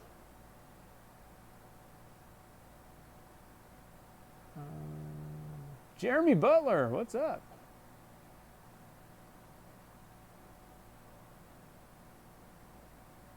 Oh, I missed Alex leaving. All right, so I'm going to kind of turn that around so you can kind of see what's happening over here in like the full view. So the next step, I think that I'm ready to just cast this guy. I think we're good to go. So the next step is going to be, I'm going to kind of get things set up so that we can cast that. We're going to be using a 4-inch PVC pipe. And I get this stuff online. It's a place called Flex PVC. And the nice thing about the place that I found is you could buy like an inch of it if you wanted, like any length. And it's reasonably cheap for clear PVC. Clear PVC is going to cost quite a bit more than white. And you could use white. I just prefer using clear so I can see, you know, what's going on in there. And it obviously, if I'm doing a video, it makes a little bit more sense to do that. To use clear, that way people can see what's going on. So I'm going to kind of do that. Actually, I'm going to move this stuff because I want to do my casting right here. So let me kind of clean up the area here. I don't know, time, oh, this one's going to be a little longer than normal. Usually the streams I kind of want to do like an hour, but whatever. We're hanging out, we're having fun. And I really wanted to do that kind of painting stuff and test it out. So, move all this stuff out of the way and we'll get going here.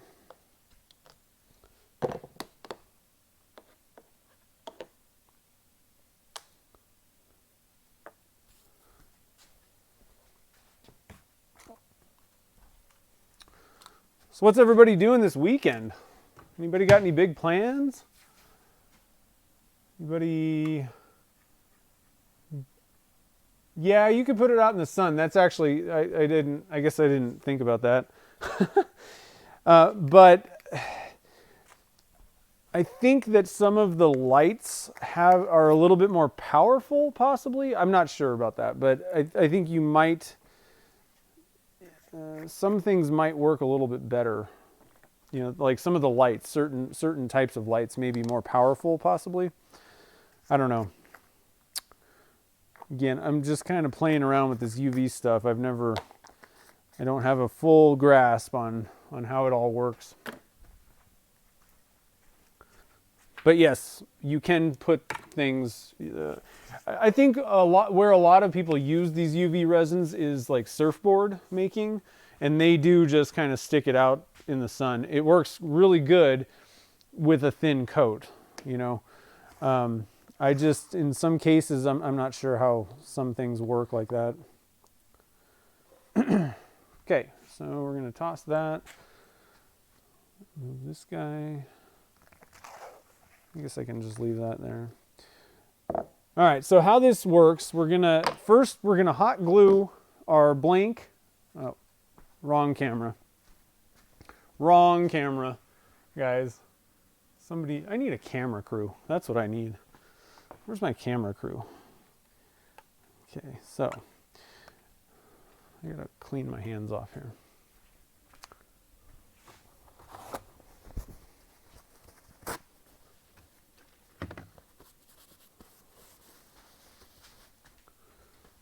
Get some gloves on. So what we're gonna do is we're gonna hot glue the little burl piece to this piece of hdpe first.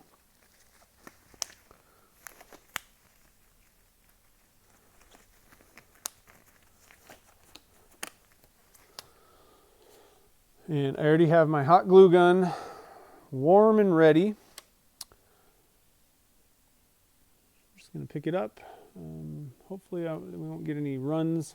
Am I on the camera? It's being recorded. So I'm just going to put some glue on there. And try and kind of get it centered as somewhat. Best we can.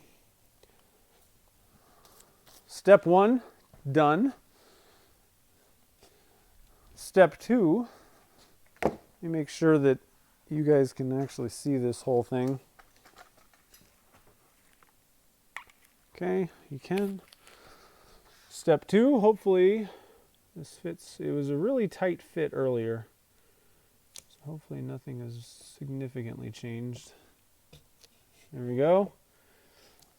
Just put that around there, and then we're going to hot glue that down to the hdpe.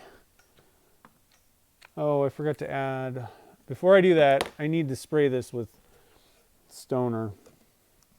I find that this Flex PVC product, you really got to make sure that you got, that you've gotten your, oh, I got hot glue flying all over the place. Make sure that you got your pipes, you know, if you're using alumalite, make sure you hit it with some Stoner before you cast. Otherwise it can get stuck in there pretty easily. So I'm over here, I'm just spraying the pipe good on the inside.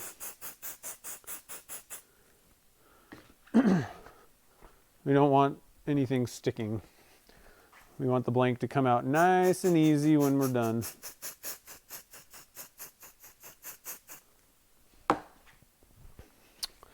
And then one thing that I do after I've hit a pipe like that, I'm going to take some acetone and actually clean off the bottom of the pipe. So I've just dribbled some acetone on there and make sure that I'm on the camera here, and I'm just going to wipe it off.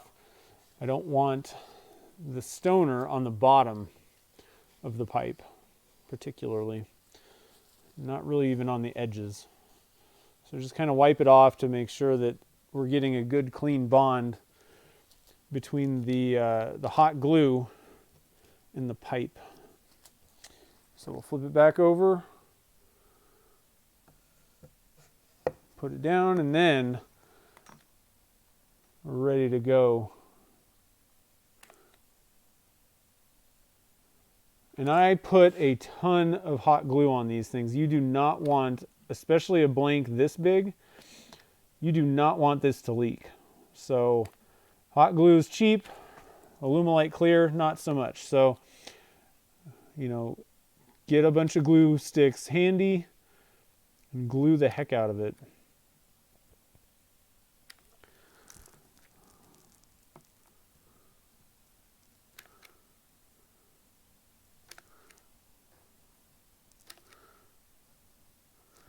One thing that I like to kind of do is to pick it up, make sure that I've gotten a little bit of glue underneath.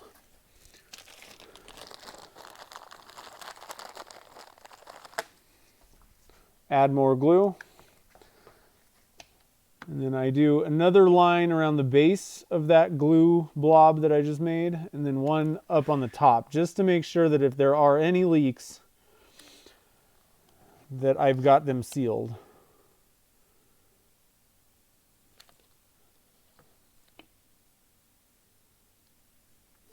I had one kind of leak on me once, and so some of you are probably going, wow, you're crazy with that hot glue.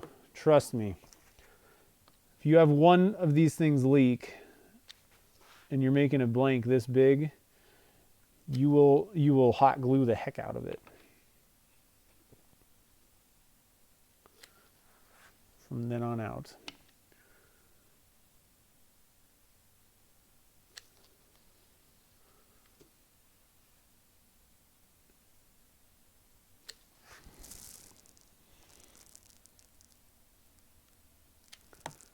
Okay, slathered in hot glue.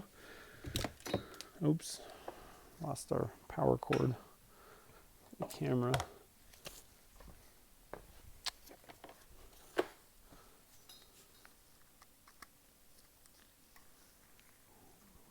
Okay.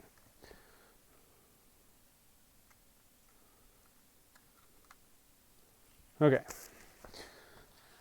Now you want to let that kind of cure up a little bit. So we don't want to, start casting this right away, but I am going to move the cameras because I'm going to bring that over here. We're going to do casting over in my normal casting area. And all I'm going to do is add some Alumilite Clear on top of that. Let's see, what am I doing? I need to get my little camera mount, so I'm going to set up my camera over in the casting area over here for you guys so you can get the close-up view so we can see the details of what's actually going on, what's going down.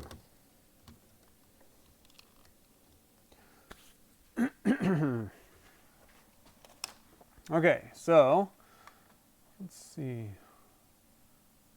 Had a flat project. Oh, yeah, I'm telling you that you don't want to, you don't really want that to happen. Peter's here. What's up, man? Okay, so I'm switching camera views to the casting area. There we are. Another thing, another tip, if you're going to make a blank, like if you're going to do this, and this is also part of what went wrong with the leaky one, do not pick up the, don't pick it up by this. Pick it up by the base so that you don't rip the pipe off of there. Okay. I'm just saying, I don't know, no reason I know that. Okay, so let's get this kind of zoomed out a little bit so you guys can kind of see what's happening over in here.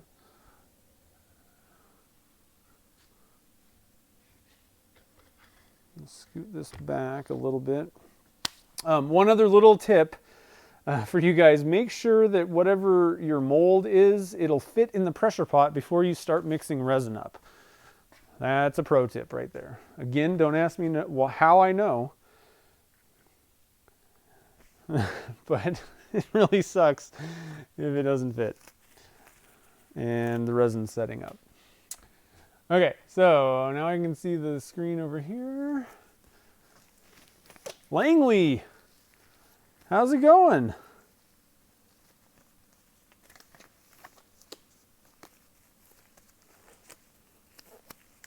Lego snowboarder, that is pretty much me. Oh, to put on there? I actually wanted to put one on there. We had a little BB-8 on a snowboard that we got with last year. We had the Star Wars Advent calendar thing, but I don't know. It's tough for me to. It's a pretty cool thing, and I don't necessarily think I can find another one. So I didn't want to break up the set. You know. Oh shoot! I'm gonna need to fill my alumalite jugs up. Dang it. That's annoying. Why are we always out of resin? All right, so let me do that real quick. I'll move the camera, this other camera over so at least you can see what I'm doing. But I buy alumalite in the 10-gallon jugs and then just fill up the gallon guys for easy dispensing. And my gallon jugs are almost empty. So we're gonna have to pause for 1 second here, guys, while I fill this.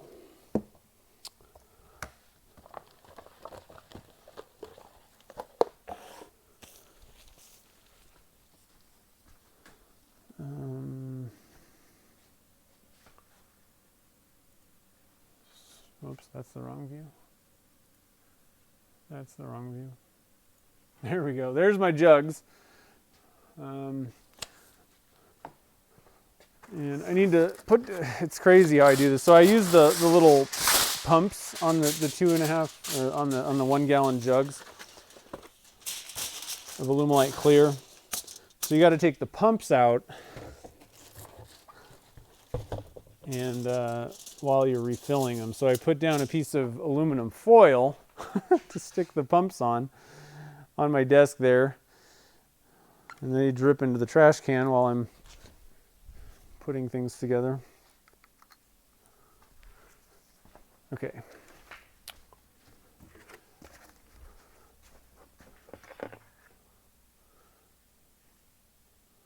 Sorry for the delay here, guys. Totally forgot about this.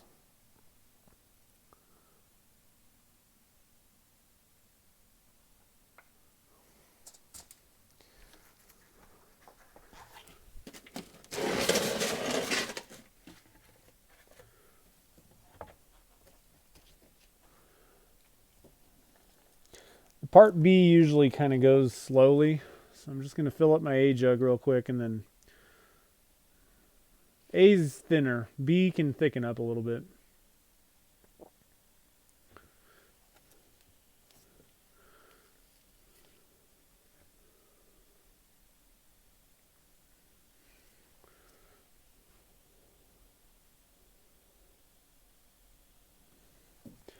I'm actually not even going to fill these. Another thing that I like to do is when I buy a new 10-gallon kit, what I like to do is clean out the 1-gallon jugs. Now, usually I actually just throw away the pump and put a new one on rather than clean it out. I think that would just be kind of a, I don't know. Doing things like that kind of worries me. I'd rather just put a brand new pump on there.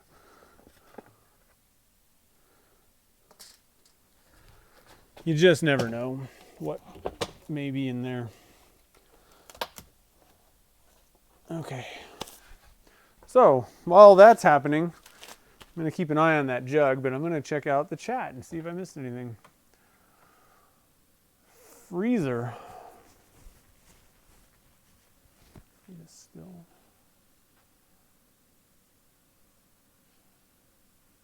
Well, I'm glad you're enjoying it.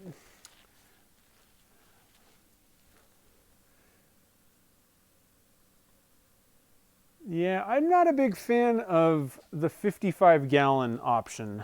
The problem is you only have about a really, I would say like a 4 to 6 month shelf life on it. And it just, man, if anything happened to it, like that's so much resin, I'd much rather just buy it 10 gallons at a time. I don't even think I personally could go through 55 gallons. Like I probably could easily go through 55 gallons of resin in general in probably 4 or 6 months, but I use different types, and so I wouldn't want just one, but man, that would just scare me, having 55 gallons of it, and if anything, if it went bad, ugh, you'd be screwed. I don't even know how much that would cost. These 10-gallon ones are pretty darn expensive. It's a lot of money. 55 gallons, woo. It'd be like $6,000 or something. Maybe more. Okay, so now that we have that taken care of, we have resin to use. Let's switch camera views to the right camera. Sorry about that. Casting. Okay, now we're back. So I'm going to be using Alumilite Clear slow set for this. That's a great resin to use for large volumes like that. I think it's going to probably take about 1,000 grams. That may be a little bit much because it is a pretty big chunk of wood, but I think we're better off shooting at the high end. So before I do any casting, I'm going to write down some notes. So we're going to call this the Snowy Peak blank. And I'm going to be using a 4-inch PVC pipe. Slow set clear, Alumilite, 1,000 grams. And what I'm going to do is I'm just going to break it into, I could use a giant bucket to mix all of it at once, but I find it easier to just use a quart mixing cup. For 1,000 grams, I can do 500, no problem. It'll mix fine in this one. And then just do that. Wow, there's a crack in my, it's a good thing I didn't use this cup. Can you see that? There's a giant crack in it. Stupid cracked cup. That's terrible.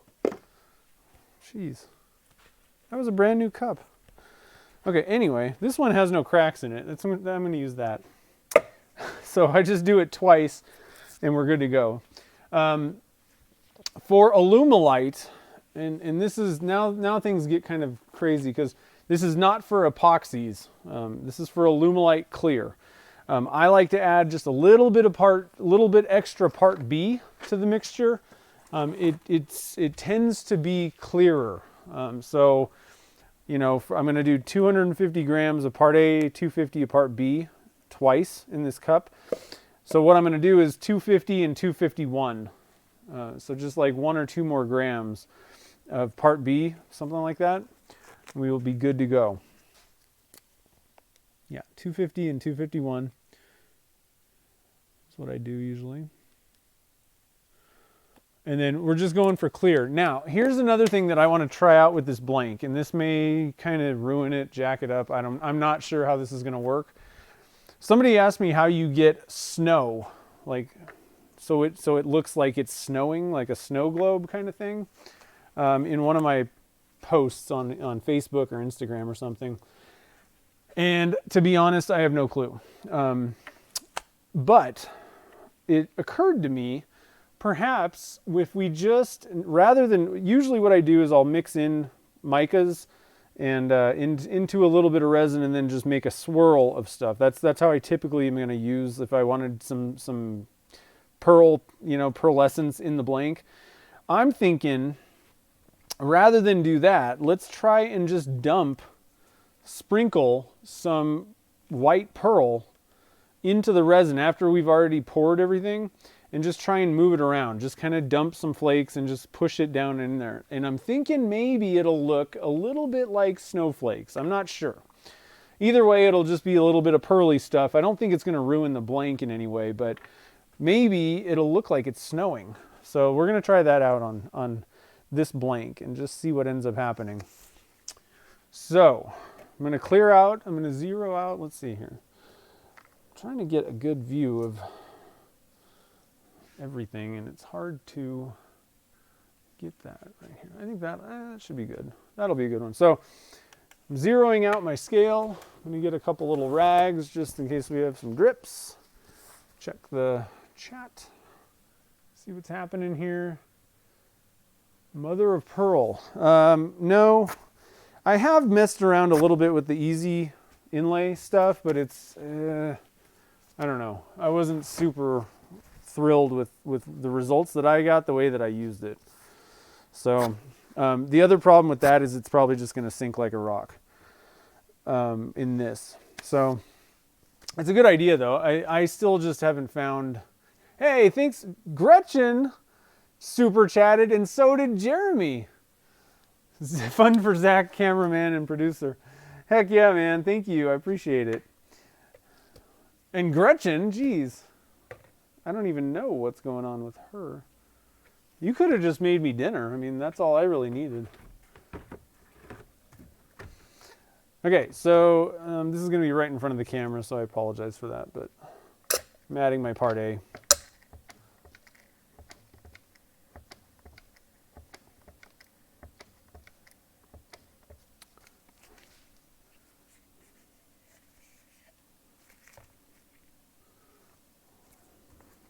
Here, this will be a little bit less in your face. 190, 230. We're going for 250 times 2.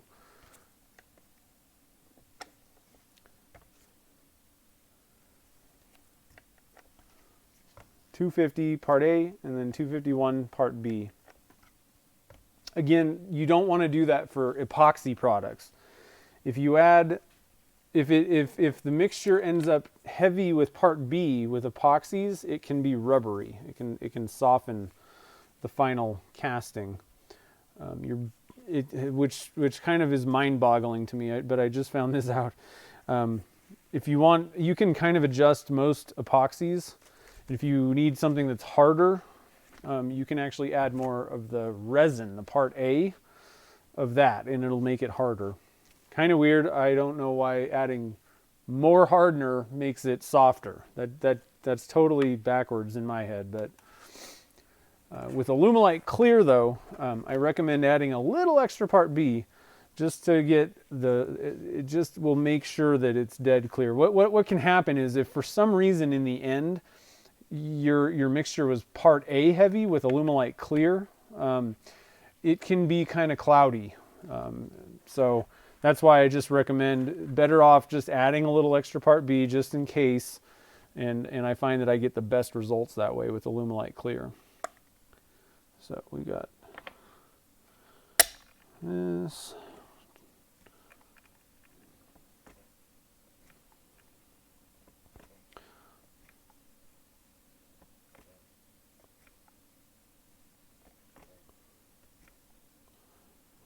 So I'm going to add 251 grams of this.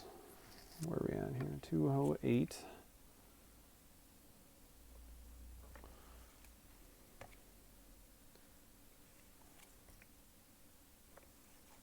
$246.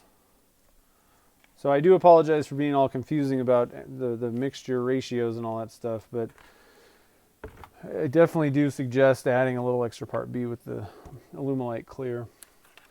If you're going for dead clear, that's what I'm talking about. Otherwise, if you're adding a bunch of mica powders and all that stuff, then just make it dead even, because it wouldn't matter even if for some reason it was part A heavy, and you're not going to see any haziness in there because you're adding dyes or micas. But if you're going for a dead clear casting, then that's when I recommend adding that extra, just a little extra part B, just to make sure. Zach is coming to Maker Central.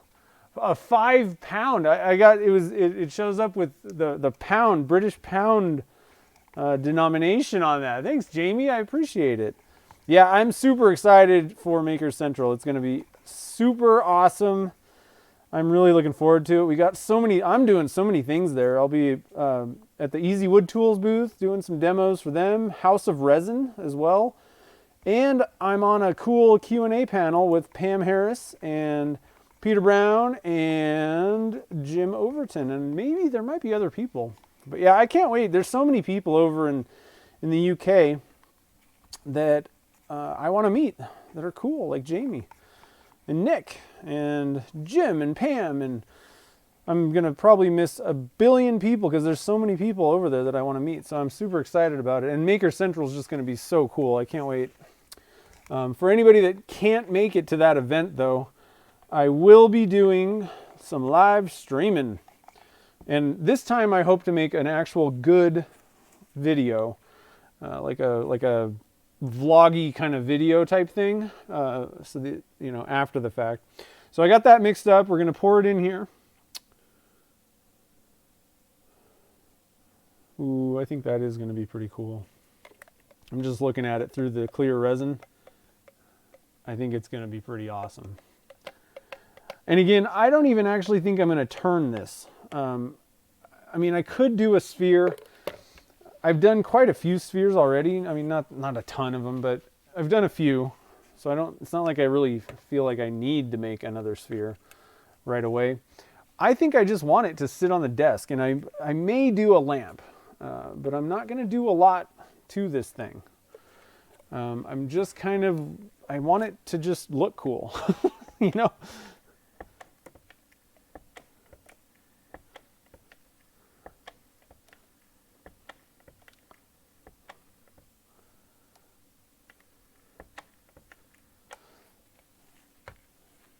Want it to be a desk thing, a paperweight. I haven't made something like that, you know? So I don't know if I probably won't do a project video on it because it'll be kind of lame if that's all I'm doing. It'll be like a lot of sanding. Whoa, I went a little overboard on that one. So 254, we're going to go with 255 with the part B.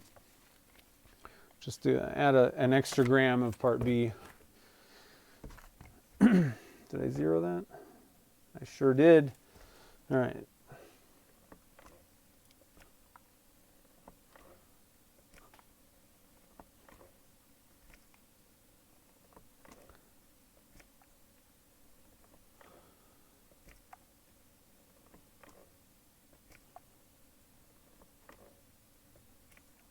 All right, let's see where we're at. 255 we're shooting for. Yeah, a little bit more. 248. We're getting there, guys. We're getting there. Hey, thanks, Peter. I appreciate it. Whoa, I went a little over. Jeez. Went over again. I'm going to add just a squirt of A. We're going to call it good. Mix this guy up. I could have hit the clock on this just so I knew, you know, what was going on, but I'm extremely confident that I'm going to get 2 of these cups mixed in plenty of time. No worries. And like I said, we're going for dead clear, but I want to add just a tiny bit of white pearl. I'm going to use the Caster's Choice white pearl mica, and I'm literally just going to dump some in, like sprinkle, let's say, not dump. I'm going to sprinkle some in, and we're just going to try and see if that gives a snowy look. I just don't know exactly. I want it to be a little bit not fully like mixed in to the resin. So I don't know. We're just testing it out, seeing what happens. I think worst case scenario, there'll be some pearly stuff going on in there. But I'm not going to use a lot of it. So I'm not that worried.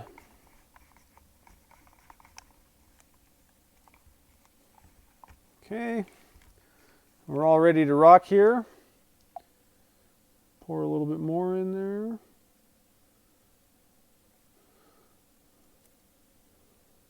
I'm going to leave a little bit in the cup just in case. This is kind of if the mica powder stuff that I'm talking about doesn't seem to be really working, I'd rather, if I end up, it's just stuck in a clump and I can't get it to do what I want, then pouring a little bit of resin on top might kind of fix it. I don't know. I'm just in case. Okay, so I'm going to bring you guys in kind of close here, if I can, sort of show you what I'm doing with the amount.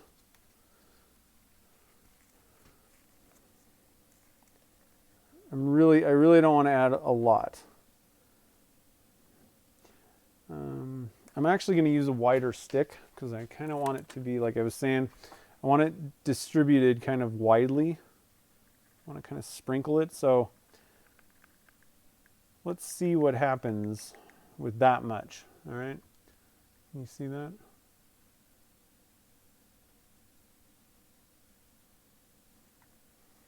Okay. And I'm just going to kind of, like powdered sugar. We're going to powdered sugar it.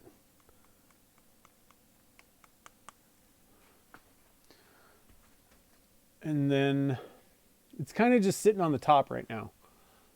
Like I said, I've really never done this before.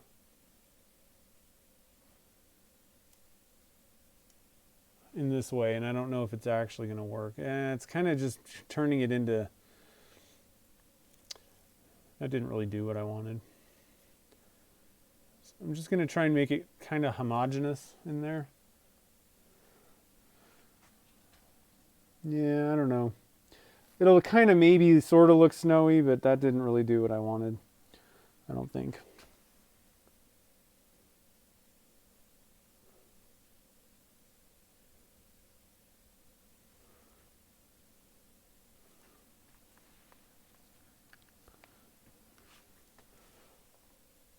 It's kind of hard to tell what's actually going on in there, but...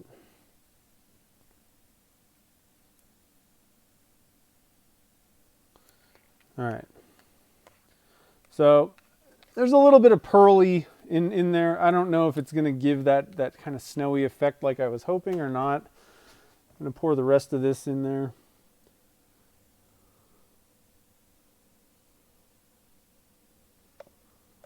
Perhaps it will. Perhaps it'll kind of look snowy.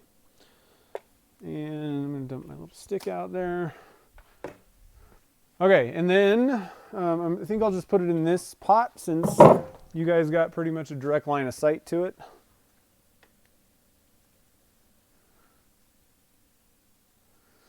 One other thing that I want to mention is it's good to put some sort of a flat base in your pot. CA Technologies pots are extremely flat, but they're not dead flat.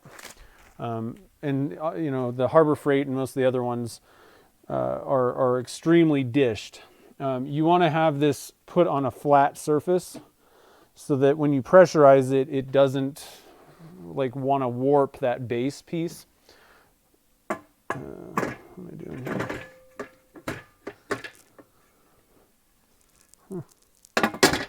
There we go. I was like, I know it'll fit. Something's funny is going on. All right. There we go. Is Carl doing a stream tonight? If he is, he's already on. Sorry about that, Carl. All right, and then we'll pressurize this to 70.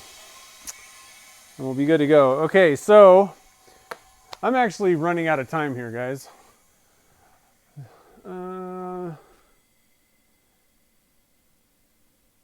There we go. So we'll have to see how that turns out.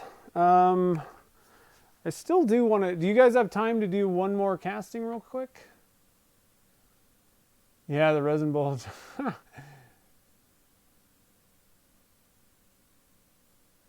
Yeah, so what I was trying to go for was like a snowy mountain, like I said. I wanted to... I don't want it to be a... I don't think I'm going to go for a turning. It would make a pretty cool sphere. I don't think that I would do, you know, like a lidded box with that because you'll be cutting into what we painted on there. Personally, what I really want it for is I think I just want it to just sit and look pretty on a desk. Maybe add a light in there. So that's what I kind of had in mind for that. Come on, stay. There we go. But like I said, other than that, you know, like a sphere or something like that, maybe a shallow hollow form kind of thing where you're really not cutting too deep into the wood and all that stuff. So if you guys have time, show of hands, Do you guys want to see this cast? What I want to do is we're gonna cast this in Alumilite Clear. This was the one with the color shift powder on it, and I want to make a bottle stopper blank, but mainly I want to see, does the Alumilite Clear, I'm going to cast it either way. If you guys are like, I'm tired of seeing and listening to you, we'll just shut it down. If anybody wants to see it, we can cast it right now. Yeah, I know. I need more sticker space. You have all the time in the world. So we got one good one. No, not leaving. Do the little one. Okay, that's enough. Nobody said, no, I hate you. I'm sick of this. Okay, so we'll do this one real quick. Same deal, basically. So let me get this camera kind of, this is what we're on, right? Yeah. I'm going to zoom in a little bit. Same exact deal. Oh shoot, I got to plug my glue gun back in. I got to be honest, guys, if you are looking for a glue gun, and I'm not sponsored by anyone, just to let everyone know, but if you guys want a pretty good glue gun and you need a new one, this DeWalt one is pretty good, and it's not that expensive. Like there's like super good ones. I've seen some that are like $300, and that's just kind of ridiculous. It's a glue gun, you know. This thing, I want to say it was like 40, maybe, something like that. I picked it up at Home Depot. It's a pretty good glue gun. Actually, I might have bought it online, maybe Amazon, but it's been good. It heats up super fast. It's not too messy. It's pretty good. It's got my thumbs up of approval. So first thing we're going to do again is we're going to hot glue this down. Hot glue the thing down to our substrate here. Then we're going to put our PVC pipe down and glue it. I don't think that I need to get as crazy with the hot glue on this one, probably. Like one bead is probably enough. That'll be a good test to see what happens with that. But yeah, and then just pour some clear resin in there, and then that's it. That's all we're going to do. But I just want to see if there's any reaction, if the Alumilite Clear doesn't really work on top of Aluma UV, if there's any issues that may pop up trying to do that. Because if so, then I would highly recommend not using that for this kind of thing, obviously. Let's see here. They are at the Home Depot. Okay, so maybe I did get it at Home Depot. I'm not sure. I think I saw them there. Maybe I did. I'm not sure yet. I'm just not sure. Yeah, this is glue sticks. I get those from Amazon.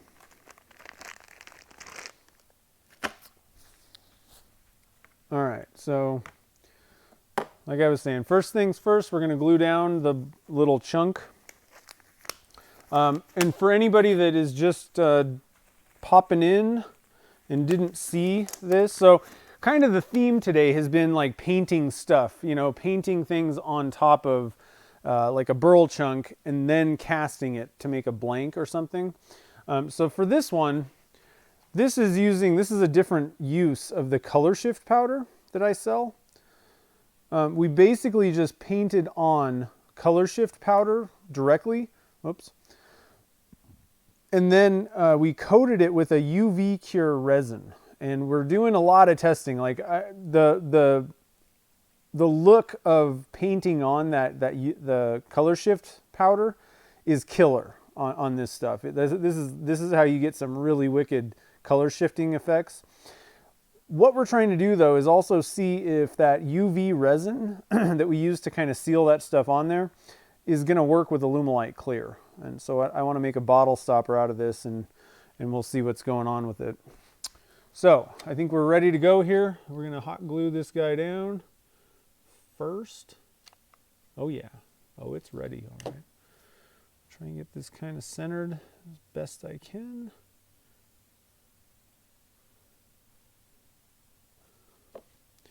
Again, I need to spray this with Stoner. So for Alumilite Clear, you want to use Stoner. urethane mold release. That's what I'm using. I guess just for the heck of it, am I on camera? I'm just spraying the heck out of this. I don't want the resin sticking. If you don't put mold release on PVC pipes with Alumilite Clear, it'll most likely get stuck in the PVC pipe. So that's why we use this stuff. Same goes for epoxies, most of them. Now, once again, I'm going to clean the bottom rim of the pipe because I don't want that, the stoner stuff, the mold release, to affect the bond with the glue. And I'm even going to kind of wipe off the outside of the PVC pipe where the glue's going to attack. The glue's going to touch. All right. And then we just stick that on there. This side, I didn't really center this extremely well, but still think we're going to be okay.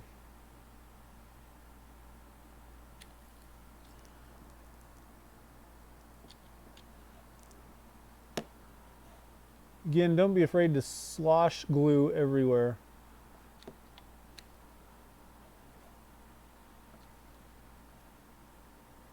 Ah, hot glue on my fingers.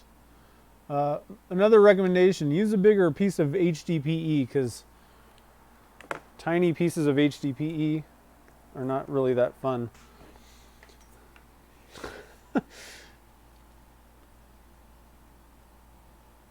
going to go for a little bit more hot glue. I said I wasn't, but I have a problem, guys. You know it. I love to hot glue things.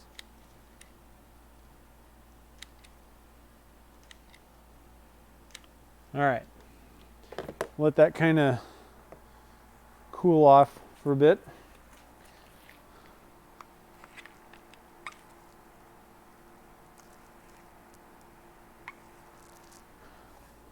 I think I gave it a pretty good smattering of glue.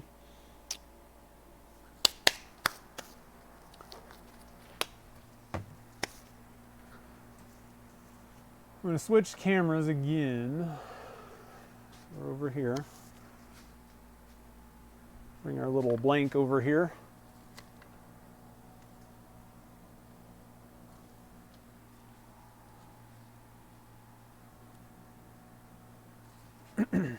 Okay, so this thing takes probably, let me go back into my notes. See, this is why it's really good to have notes for like random stuff like this. Like, how much resin do I need for this? I can try and calculate it. Alumilite's got a calculator, but I cast some candy cane blanks in December, and so using these as the molds. So I'm going to look up how much resin I used for those, because it's probably going to be about the same.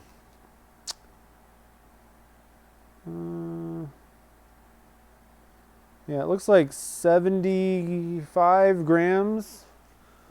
And we got a pretty big amount of burl in there, so I'm just going to mix up 60.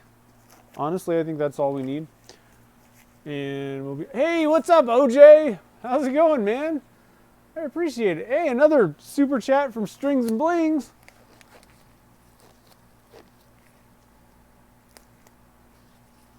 Didn't let you add a comment? That's not fair.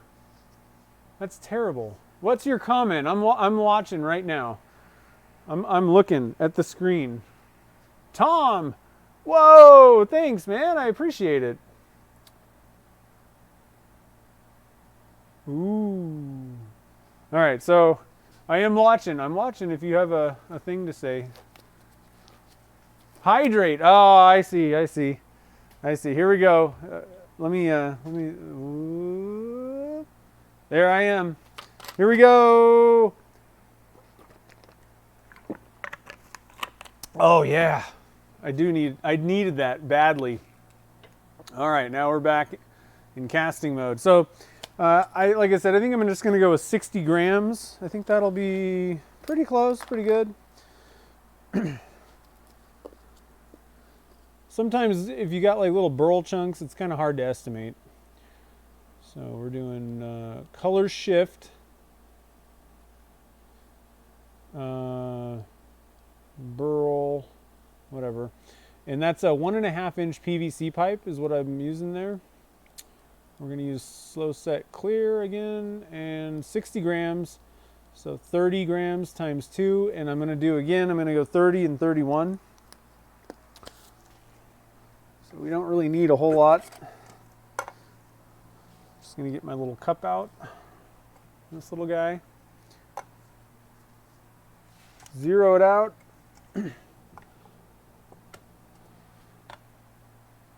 26. 29. 30.4. So we're going to go 31.4 for our part B.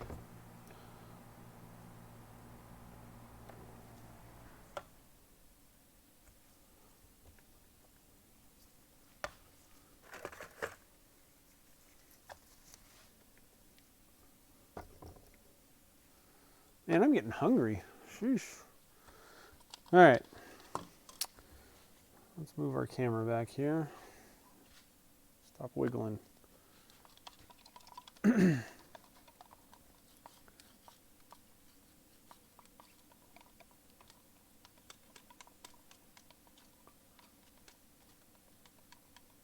Hey, what's up, Joe? How's it going? Just doing some resin casting.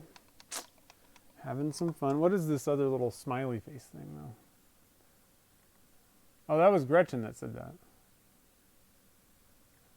I see. You don't know what's for dinner? Oh, man.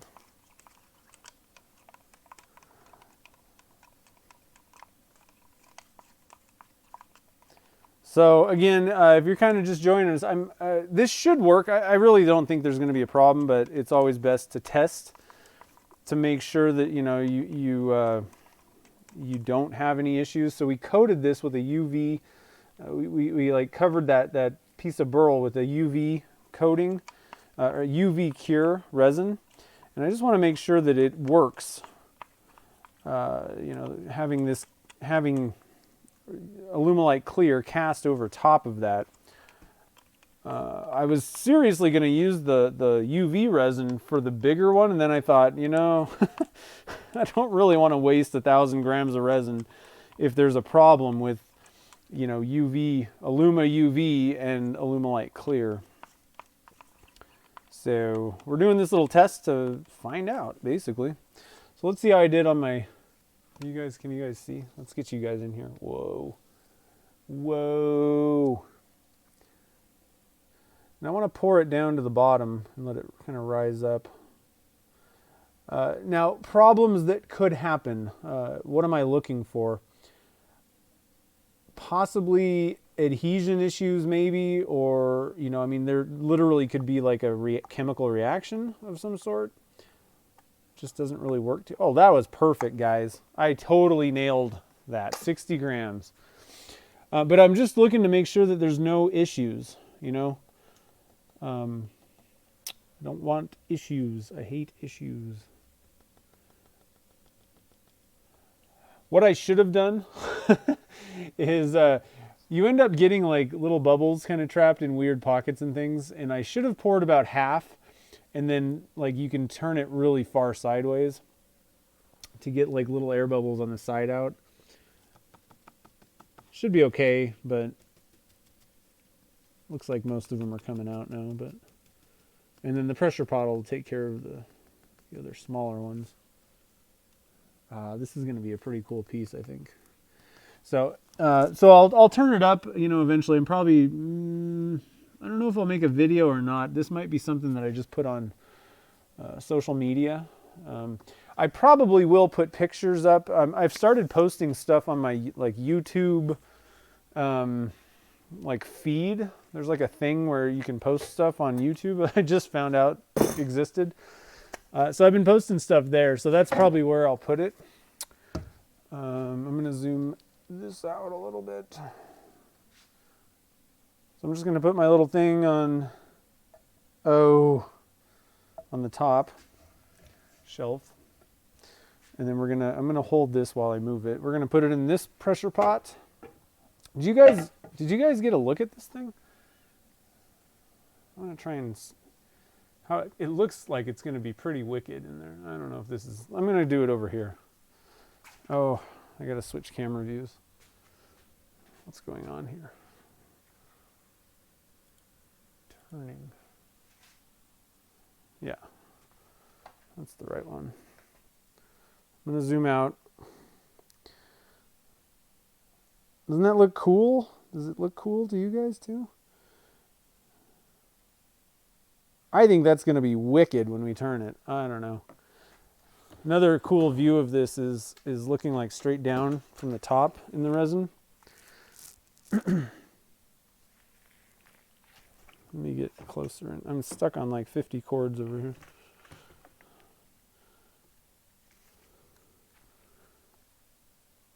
Doesn't that look neat? I think it's going to be pretty cool when we turn it.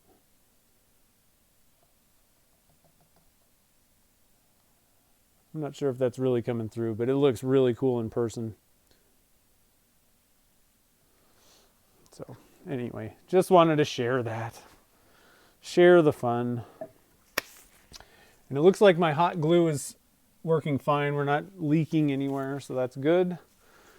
I'm going to switch views again. It's hard to do all these things all at once. There we go. You guys can see what's happening here.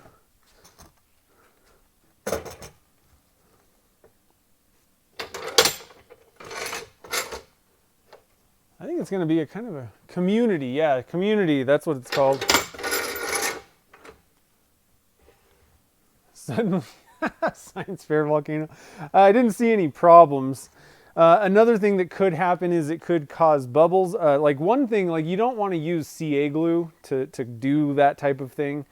For two reasons. One, it's a brittle finish, and the stresses of turning it, the vibrations and things can crack it.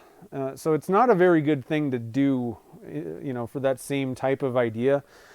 The other issue is you have to wait like at least 24 hours, because if I coated that with CA glue and you know, it hardened, it's not fully cured yet. So what ends up happening is for like, you know, for 24 hours, it can off gas something. I don't know what gases are off gassing in it, but it'll cause air bubbles and stuff. So you got to kind of watch out. Now, 5-minute epoxy, Alumilite Clear would be fine, you know, the same resin that you're using to cast. That all works fine. You just have to watch out with other things. And so the thing is, I'm just not sure about this UV cure one. I'm just putting that on for 1 second, guys, while I move this other little camera back up to the top. There and there. Okay. So, pretty cool though. I'm excited. These were experiments that I've been meaning to do for quite a while now, and so I was glad that I thought about doing this for the live stream. I hope you guys had fun watching and checking out what's going on. I'll have some results. I'll probably post pictures of the blanks. I'll probably post them tomorrow on like Instagram, Facebook, Twitter, I guess. I don't really use Twitter that much, but it'll be there. I have an automatic thing. And then YouTube, I'll try and post stuff on the community thing there. And also on Patreon, which I haven't mentioned. I do have Patreon if anybody else wants to support the show through Patreon. We do some little extra bonus things, and I'm trying to kind of make that, like build that as we go, like have the people that are our patrons kind of help to grow that. But there's a couple different bonus levels, so check that out, patreon.com/nvwoodworks if you're interested. I'll post some stuff over there as well. And then like I said, I'm not sure what I'm going to do with that big one yet exactly. It's not really going to be a turning project, and I don't think I'm going to do like a video just because it's going to be kind of boring, I think. But I will post pics when I get whatever I'm making out of it done. And then the bottle stopper, I might, I don't know, like the other thing with the YouTube live streams, like I might maybe just turn that next week. for the live stream. Again, the plan for the live streams on YouTube is going to be once a month we're doing dunk and junk, where we do like dunking weird materials in resin like we did with the hair. And then the rest of the time it's just going to be, you know, resin casting, either like tips or experiments or maybe even some turning. So let me know if that sounds like something you'd be interested in the chat room there. And I'll try and kind of look at that maybe after I turn off the screen here, like put a yay or a nay or something like that. If you want to see it turned, I don't have a problem turning that bottle stopper next week. So let's see here. Let's see. I just want to make sure. Jeff, yeah, you'll test it for me. Okay, I don't think I missed anything. Nope. Cool. Yeah, so we got thumbs ups and stuff. So on Sunday, the hair blank, the hair ice pick handle blank, or ice pick, it's totally done. Video will be up on my YouTube channel, so Sunday morning, be checking for that. And I think that's about it. So I hope you guys had a great time tonight. Next Friday, we'll do something else. Hopefully, maybe, like I said, if you guys are interested in seeing that stopper turn, maybe we'll do that. I do have a couple other resin casting like tips things that I've thought of, or like experiment type things that aren't necessarily like dunk and junk. So we'll have to see what's going on next week. But 3 o'clock p.m. Pacific time. Probably won't be as long next week, but I had a good time messing with these things. So like I said, I hope you guys enjoyed it tonight too. I hope you guys have a great weekend. Stay warm if you're in the Midwest and it's Arma Blizzard-geddon. So stay warm if you're suffering from that ridiculous cold. For everybody else, hope you guys have a great night. Go grab some dinner, because that's what I'm going to do. So I will see you guys all next Friday. Keep an eye on my social media and the community tab and all that stuff for pics of these blanks when I get them demolded. All right, guys, I will see you guys all next Friday. Have a good night.